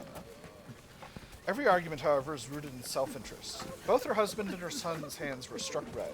Priests and nuns had brought canes upon the boy for dancing in the halls and reciting the old stories. The patrons and forcers believed the man had adulterated the rubber he tapped. If the men of the lash did not work them to death, she thought, the men of the single god would drive their souls to death as well.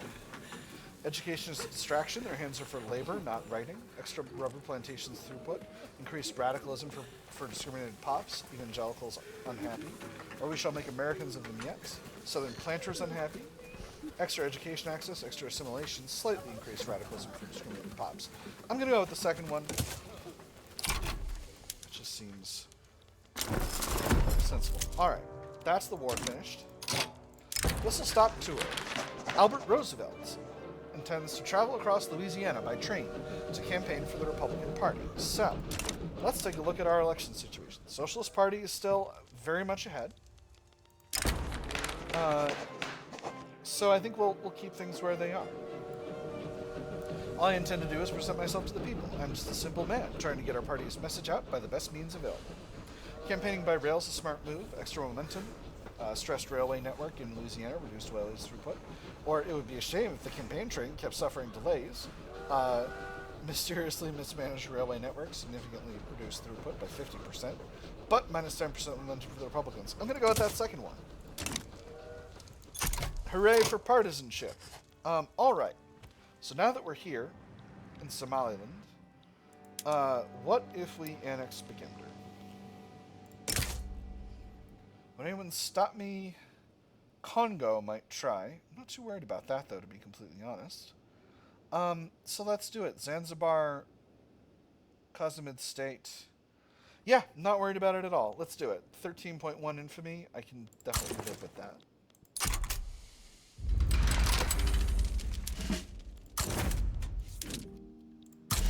We'll just put the Marines on the area. Now, population of American Somaliland is overwhelming majority Somali. They're very well accepted in our nation, so that's fine. Now the question is, do I incorporate the territory? Actually, I can incorporate most of this. Let's incorporate. Let's incorporate. I conquered the territory, so I need to reset production methods. Oh my goodness, I need to reset production methods in Guyana. I completely forgot. Steamroller power mills, heck yes. Yeah, okay. And that other stuff I can ignore.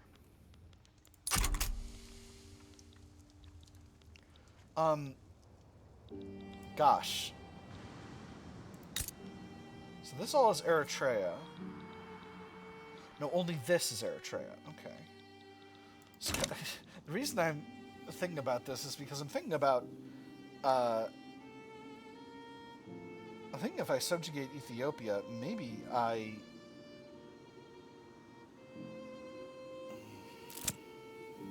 well, we'll see. We'll see what happens. I've got a new mandate. Let's unify that market. Misplaced moderation. Joshua Norton has criticized numerous decisions made by the leadership of his own Democratic Party, calling Orrin Catlin excessively cautious and unwilling to address critical issues. I wonder, looking at the activities that we carry out, specifically those which are most crucial to expanding our pool of supporters, whether Catlin is authentically aware of or dedicated to their success. Our fundraising is generally acceptable. The coffers of the party are without complaint, and neither are our accountants, but such resources have yet to be mobilized in a way that benefits the common good. And so my thesis is this: what does Catlin intend, and how best to change his mind on the matter? It would be best to simply do as he wishes, extra momentum for the Democrats, he loses popularity, or make a point of improving the vigor moving forward, half as much of both. I'm going to pick the second one, because I don't want the Democrats getting more momentous. Danish mass immigration. Wow. Yeah, things are still pretty much the same. Socialist Party of America is still catching 70% of the votes.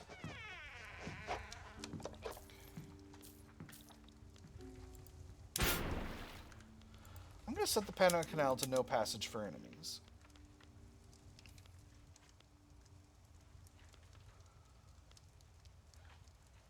Oh no, military ships may pass through, except ships from the allowed countries. Allowed countries. Let's go with no enemies. How much am I making from tolls right now? 4.17k. Not that much. I need better toll points. Maybe if I could get the Strait of Hormuz. Ugh.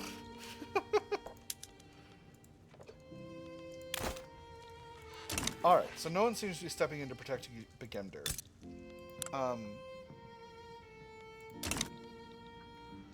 Cash flow is pretty rough right now. Gosh, we are building so much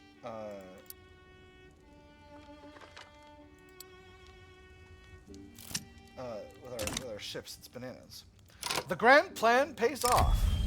Alan Key, the methodical leader of the industrialists, has been studiously working to increase the nation's credit. At last, all his work has paid off, but for the industrialists, or the United States of America. The man is so pleased with his acts that he looks like he's about to burst into flames of contained emotion. How charming. Professionally speaking, though, not the most clever move. Yes, just as planned. The industrialists shall reap the rewards, extra momentum for the Republican Party, or the United States shall reap the rewards, reduced loan interest rate, increased gold reserve limit. I'm going to go with that second one. I don't want a stronger Republican Party, necessarily. Oh, interesting. The intelligentsia left the Socialist Party. That's quite curious. Because they're now headed up by a liberal. Interesting. 2 arms. So the Marines are continuing to work over here in Begender.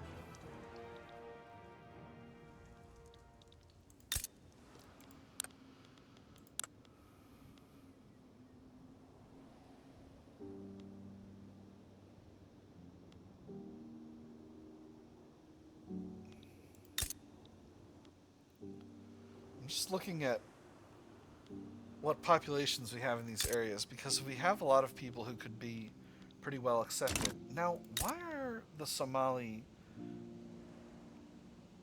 It's because of freedom of religion. We're doing freedom of religion, so a lot of these people are there's no question of how well accepted they'll be. They'll be basically fully accepted regardless. All right, I think I understand what's going on here now. Okay, so I got those gold mines complete. So let's throw the rubber plantations in at the top. That means the railways are nearly finished. Rubber plantations will be completed in short order. How's Oklahoma doing?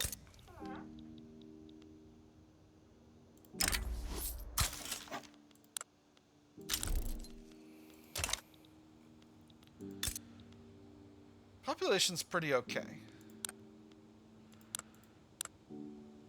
I guess I should have built,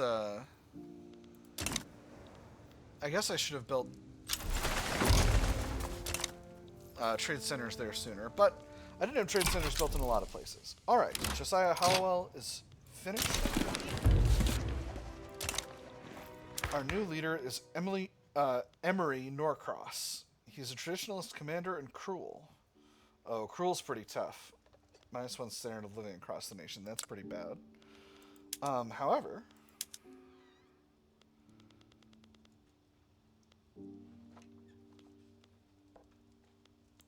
let's wait a little bit longer to do compulsory primary school, because the industrialists are still getting a little bit happier with life in the United States.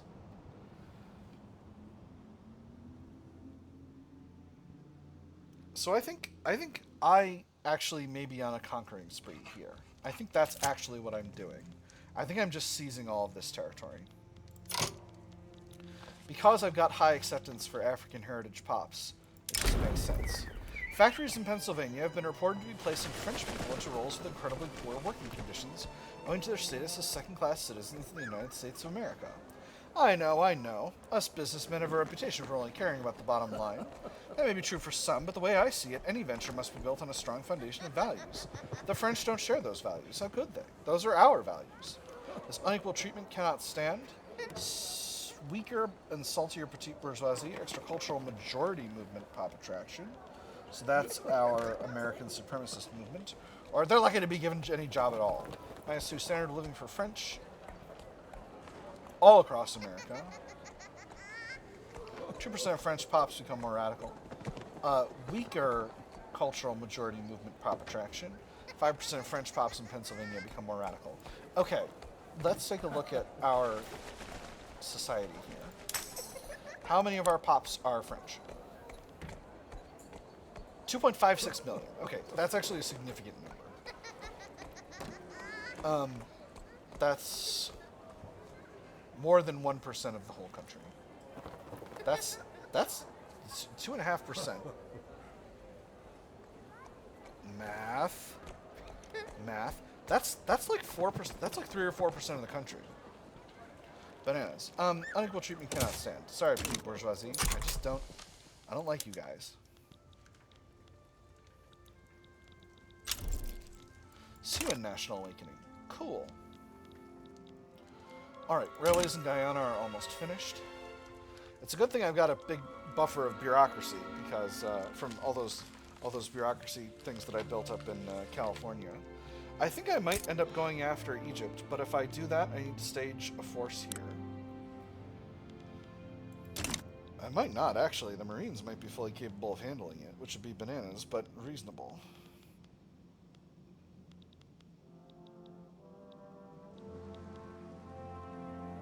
Bab el-Mandeb. That's the name of this strait here. So if I go after Egypt, I might just snag Sinai to also get myself the Suez Canal, the ability to build myself the Suez Canal.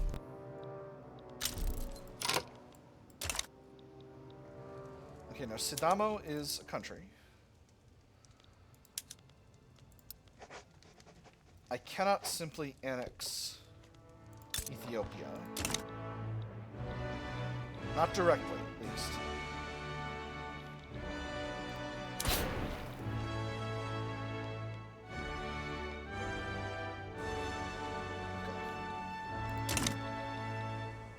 Harar, I can annex. Okay, and this is part of Harar. What state are you part of? You're part of the state of Oromia, which is all of this area. Okay, and Sidamo is not, but I am holding Amhara, which is part of that. So, let's get incorporation of these states started, just to get progress rolling here. The other option is I flow east down the coast until I'm at Oman. Or at least until I've got Witu. Until I got Witu. I don't know. We'll...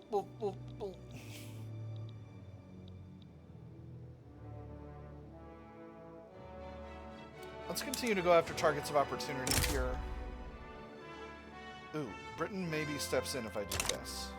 If I go after Harar. What about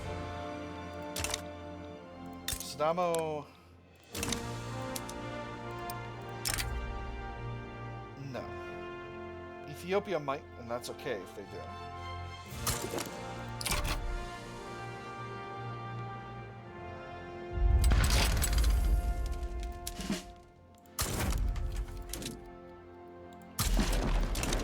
Now, let's rename this the Army of Africa.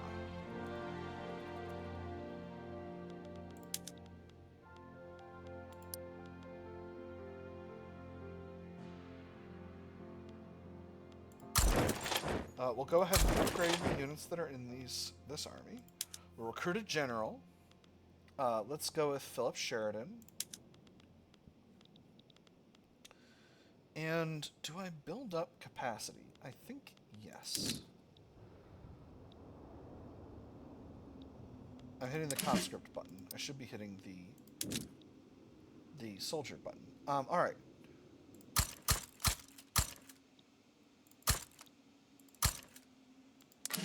That puts this army at 9. We'll do one more over here. And then we'll build up some artillery. 2, 3, 4.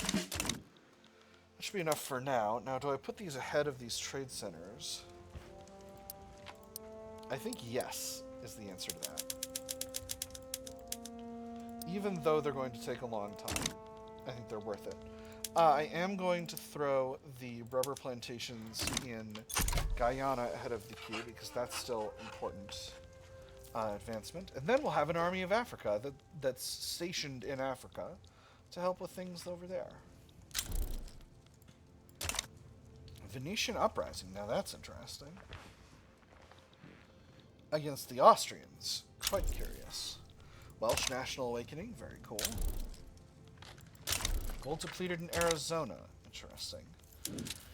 Ledger, we're still ahead of the Great Brits. I gotta imagine that means we're also ahead of the mediocre Brits, but we'll see. Industrialists are still at +1.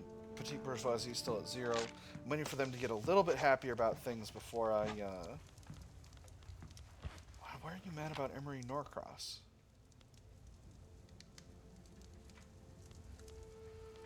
Before I go for primary school stuff. I am building so fast. Right now, it's bananas. But how's the investment pool? Investment pool is still continuing to increase in size. Hey, France, do we have an investment pact?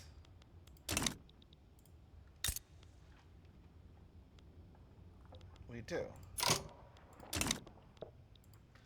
I need investment partners. Hey, Austria.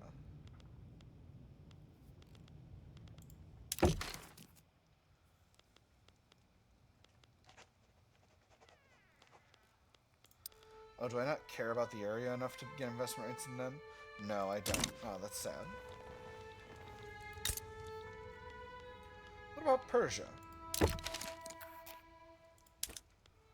A non-piracy agreement. Interesting.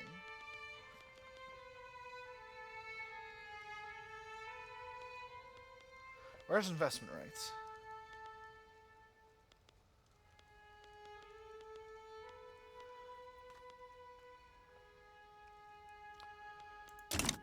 I need to put a ship over there. What about Japan? Oh my gosh, is Japan... Okay, no. Whew! Okay.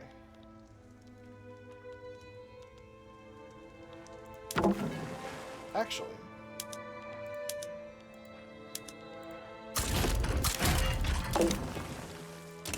let's have the Pacific Fleet visit Japan.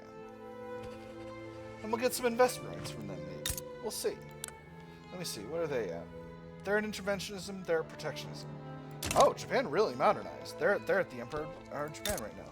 Well, Empire of Korea, are you independent? You're independent. Lovely. You did it, Korea. Sweet. Nailed it. Now I got dollar signs in my eyes about the whole world. Alright, and this army is continuing to hire. I just realized I need to... Field hospitals. I need field hospitals. Active. This means I need to buy opium, doesn't it? Because I don't have a source of opium in my market. And I don't have the ability to do that until we're rolling here. Let's actually go ahead and do this. I know that's like a little difficult, but should create demand for opium. Yes. We'll subvene the import of opium, since it's just the government buying opium to begin with. That was very dumb. I shouldn't have did that. That's okay, then. That's only our pops buying opium. Oh, wait, we do have... Hold on.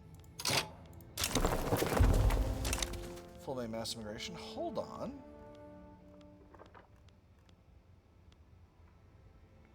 I do have opium plantations. Where am I growing opium in my market?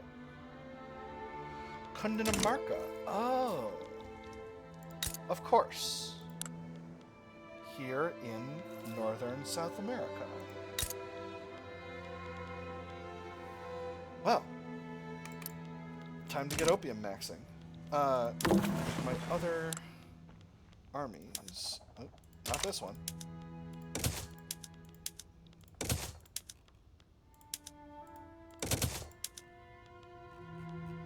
Alright, the others are good. How much tobacco have I got in my market? I seem to recall having quite a bit. Yeah, I've got quite a bit. Alright, I can enable the tobacco method for my armed forces, no problem. Alright.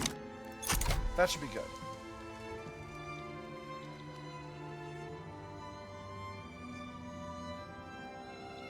Alright, supply ships are still basically good to go. So how much am I using overseas? I'm using 3.7K on the U.S. Marine Corps when they're mobilized. So this is not a trivial amount. And that's American Empire sorted. Alright, beautiful.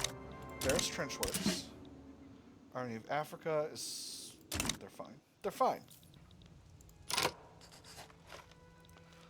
Now... The Sadama army, let's go ahead and upgrade their irregular infantry. We can close out the conscripts. I don't need to worry about them. Alright, beautiful. So they're going to be trench infantry in a second. And we will simply transfer them into the Army of Africa.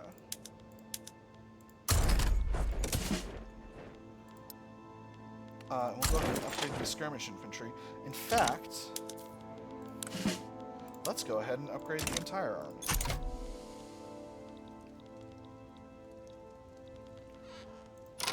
Now, if I go after Ethiopia, who gets involved? Not Britain, not France. Maybe Burundi, maybe Congo, maybe a bunch of other small states. But it's quite a bit of infamy. It's 11 for Amhara, 11 for Oromia, and 13 for Gondar.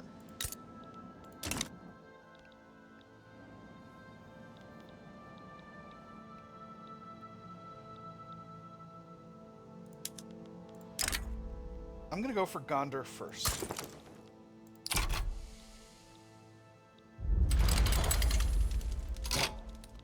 Two separate fronts. Interesting. Glad I have two armies. Now, do I throw in another... Do I snag Oromia as well? I don't think so. I don't think so, because hopefully this will weaken Ethiopia and there'll be a smaller... Instead of being an unrecognized regional power, there'll be a minor power the next time through, and that'll be less, That'll be less infamy the second time through. Interesting. So Britain got up over me, but in 13 weeks, I'm going to have a bunch more ironclads. Modern ironclads, in fact. And that is going to make me a lot more... That's going to increase my prestige by a bunch. Just a bunch. It's going to make me go all bananas in prestige. Ottoman Empire declared rivalry. That's interesting. Let's get these opium plants in Cundinamarca under construction. Okay.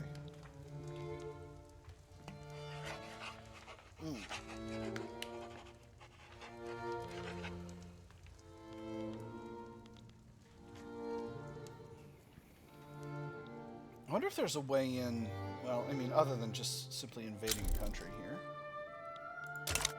If I go after Egypt, I could sneak across. Couldn't I? Yeah, because there's a road covering these areas. Yeah. Okay, alright, alright.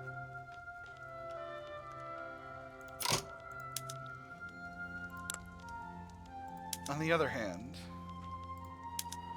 the temptation to seize Oromia is very, very high.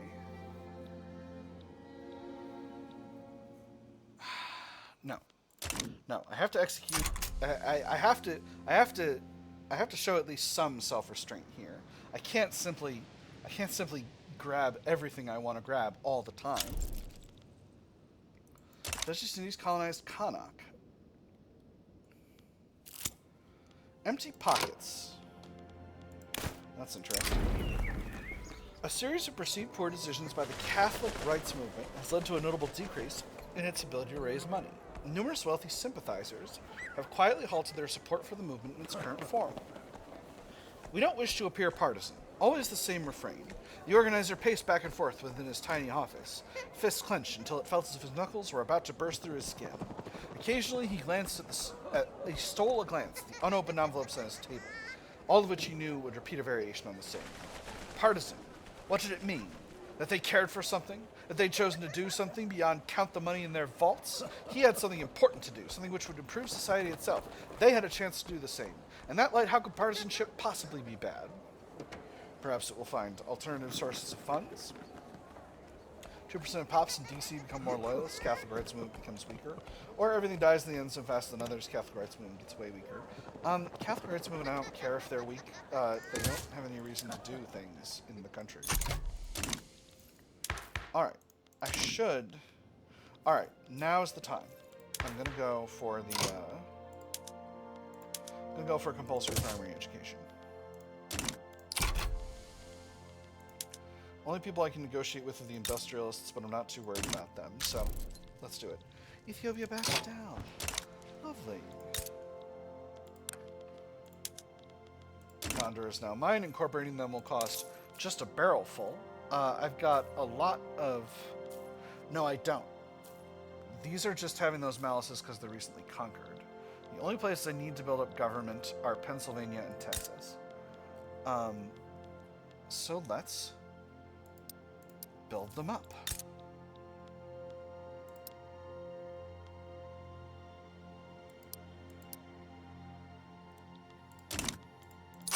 And that should give us enough bureaucratic capacity to handle the other areas. Now,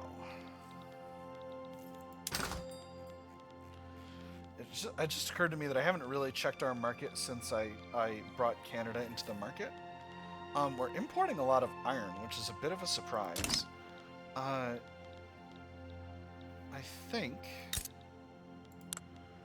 I definitely have places where I could build up iron supplies, including West Virginia. So let's build up some levels of iron mines here.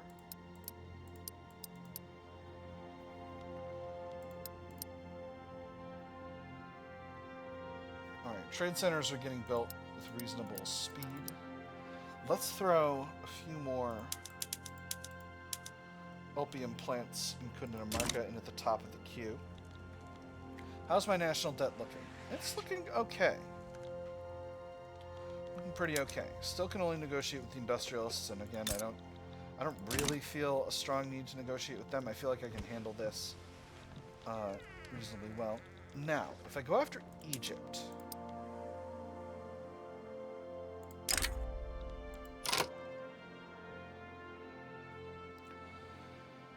okay.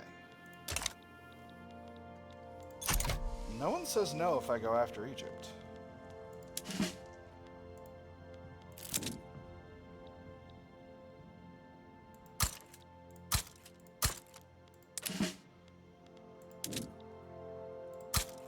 Continue to build up the Army of Africa here. Without a clause, debate event. Petite bourgeoisie and industrialists are split over the semantics of a clause regarding compulsory primary education. Joshua Norton has published articles designed to drag the public into this bickering. I would call attention to the statute forbidding the bearing of armor within this mighty institution. What's the issue this time? The wording doesn't specify whether one is only wearing armor or if one possesses it within the premises. One might simply be carrying an ornament and thus in breach of the law. Favor the petite bourgeoisie's interpretation, adds political concessions to them. Definitely don't want that. As well as making them stronger and using their approval. Yep, and political concessions does cost authority. Promote the industrialist stance, or bring Joshua Norton to account for encouraging this behavior. Minus 5% enactment chance, petite bourgeoisie weaker, he loses popularity. I'm going to have to hit the third one. The penalty is too strong for taking that other stuff. How are things going in Gondar? Lots of turmoil. Do have trade capacity, though, don't they? Some, at least. Philosophical pragmatism, very cool. Alright. Change of plans.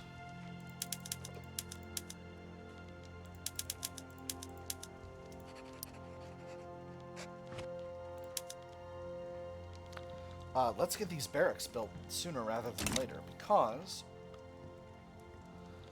I'm going to use the Army of Africa here.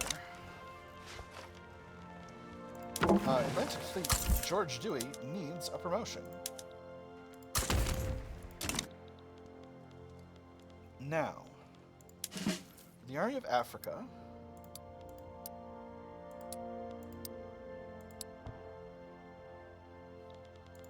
Oh, I think actually I might be...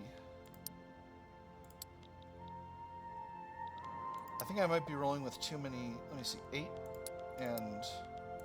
I need 1 fewer Lancers. And 1 more infantry. Whoopsie! My bad. And then... let's add some... conscripts. Can't add too many. Can add quite a few in Gondar. Harvest conditions start is very cool. And then we'll add some conscript artillery as well. So that's a total of 32 infantry, 15 artillery, and it's going to eventually be 4 cavalry. We'll add some conscript cavalry as well. And then I think this army is going to be ready to take over Egypt. So, does Egypt have any allies? Not really. They're currently in a war with Britain. What's this war about? Tunisia and Tripoli. Okay, not my business. They're going after Crete and Aleppo. Oh, man. Everyone's taking a chance to break off bits of Egypt. Honestly, it's almost unfair to go after them right now. But that's politics. So what do I want? I want Sinai, and I want Eritrea. And ideally, I want Blue Nile and Kordofan as well. But let's not get too carried away here. Do I have the ability to take Sinai? I don't. So I need you to actually project power here.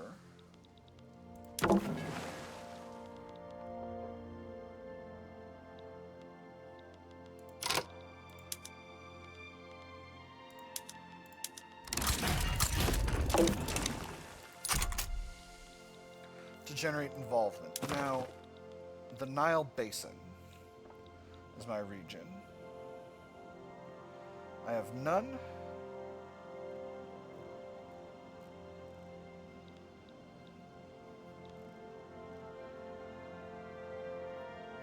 But soon I may have some. Popular outreach. Oh my goodness, I completely missed this event. Joshua Norton has embarked upon a week-long tour of the countryside to spread awareness of the need for compulsory primary school amongst the yeoman farmers. Happy it is indeed for me that my heart is capable of feeling the same simple and innocent pleasure as the peasant whose table is covered with food of his own rearing, and who not only enjoys his meal but remembers with delight the happy days and sunny mornings when he planted it, the soft evenings when he watered it, and the pleasure he experienced in watching its daily growth. Johann Wolfgang von Goethe, The Sorrows of Young Werther.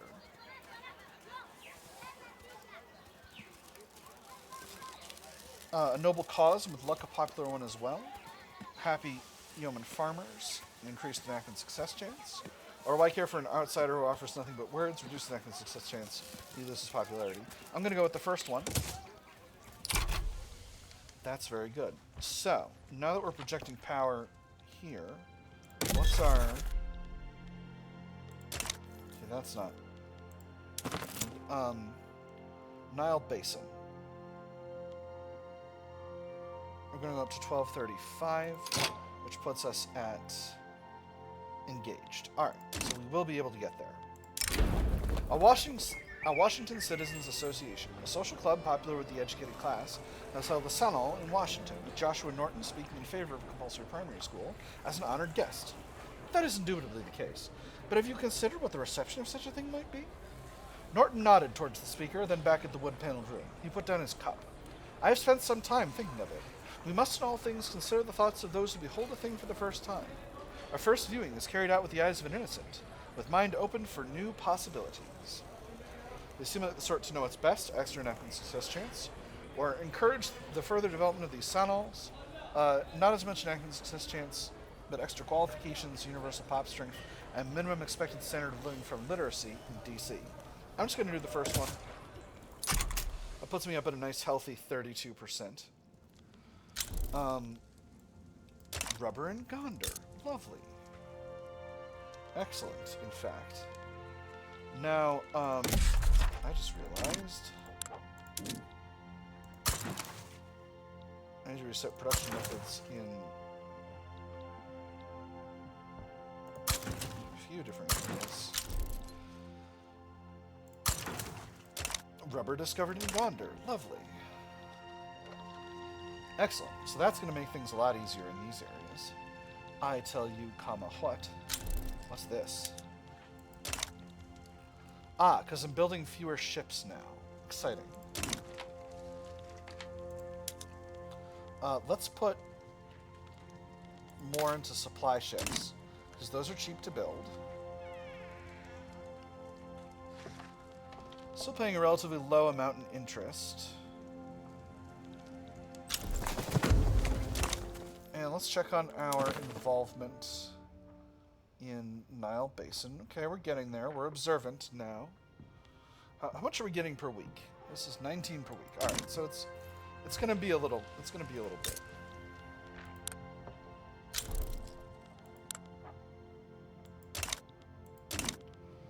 Beautiful. Lots of attitude changes. Paiute National Awakening. Cool. Alright, I finished out my trade sectors. I'm building up my railways. I'm doing those opium plantations in Cundinamarca still. And after that, it's the iron mines in West Virginia. And then I should be good on building for a bit. The Ottoman Empire has formed the Sublime Alliance. Interesting. Very interesting.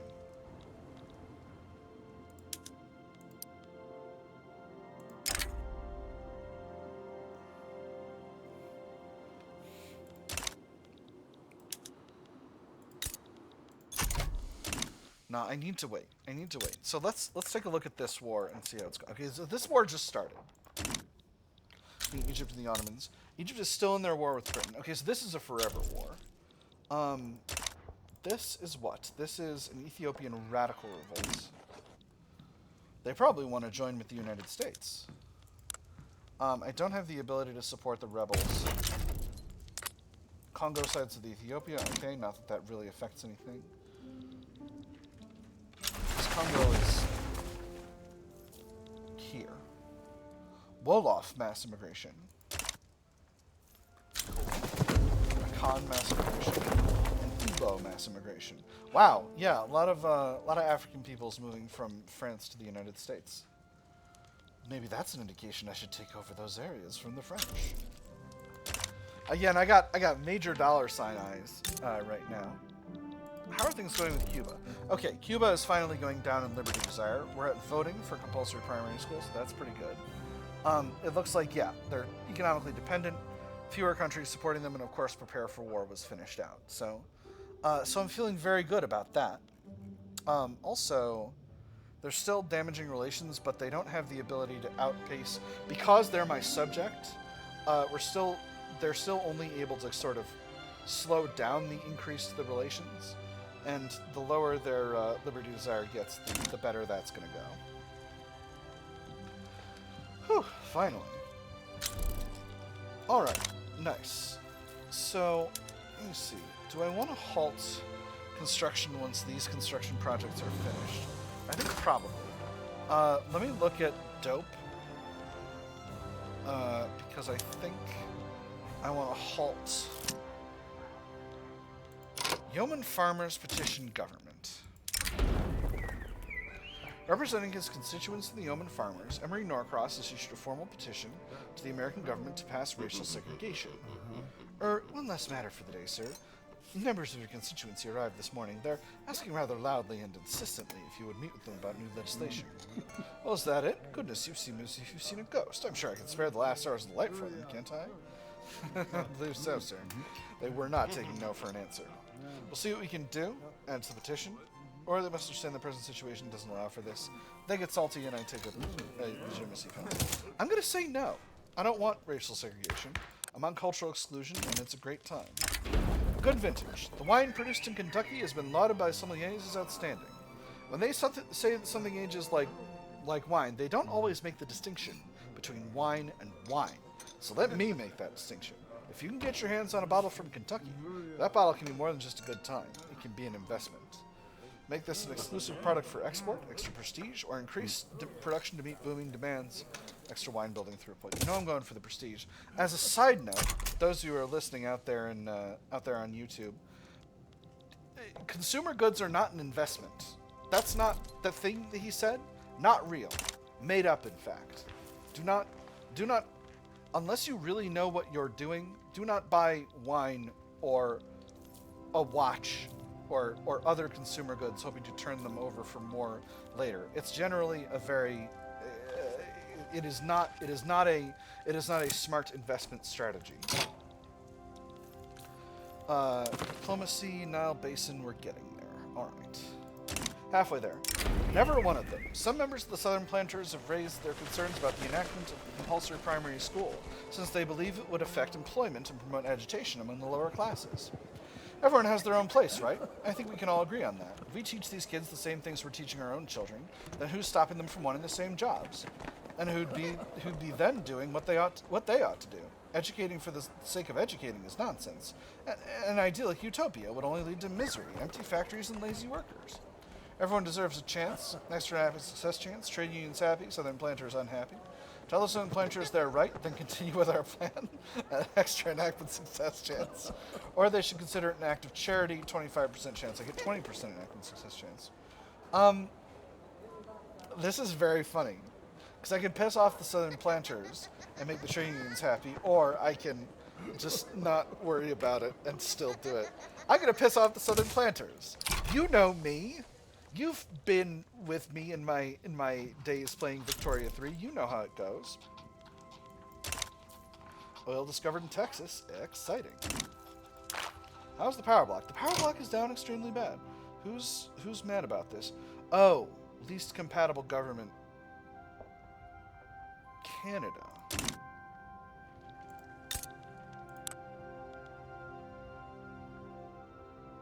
I can't regime change them, not yet. But soon. Leverage is still good, though. So in not too long, I'll be able to regime change them, and that'll be fine. That'll be just what we need. Alright, I actually think the episode will probably be finished before we get to our war in Egypt. And I think that's probably okay, because we've been going a long time here, my nerds. We've been going a long time. So I think I'm gonna put a pin in it for this episode. We've made a lot of progress. We've taken Cuba, we've freed Canada and brought them into our alliance, which is very good. We've taken Guyana, we've gained a protectorate over New Grenada. We started to take territory in East Africa, which I was going to do at the end of last episode and then never got to. And we're continuing to march forward in those areas. Cash flow is doing okay. We got about 30 mil in government debt, which is really, really bad, but, could definitely be worse. Our fleets are quite large. We've hit the top of the rankings, and if we continue to do as we're doing, we might be able to break off the Dominion of India, and then Great Britain wouldn't be able to be even near the top, which would be nice. So, it's been fun. That's all we got for today, my nerds. I have had fun. I hope you all have had fun as well, and I will see you on the other side.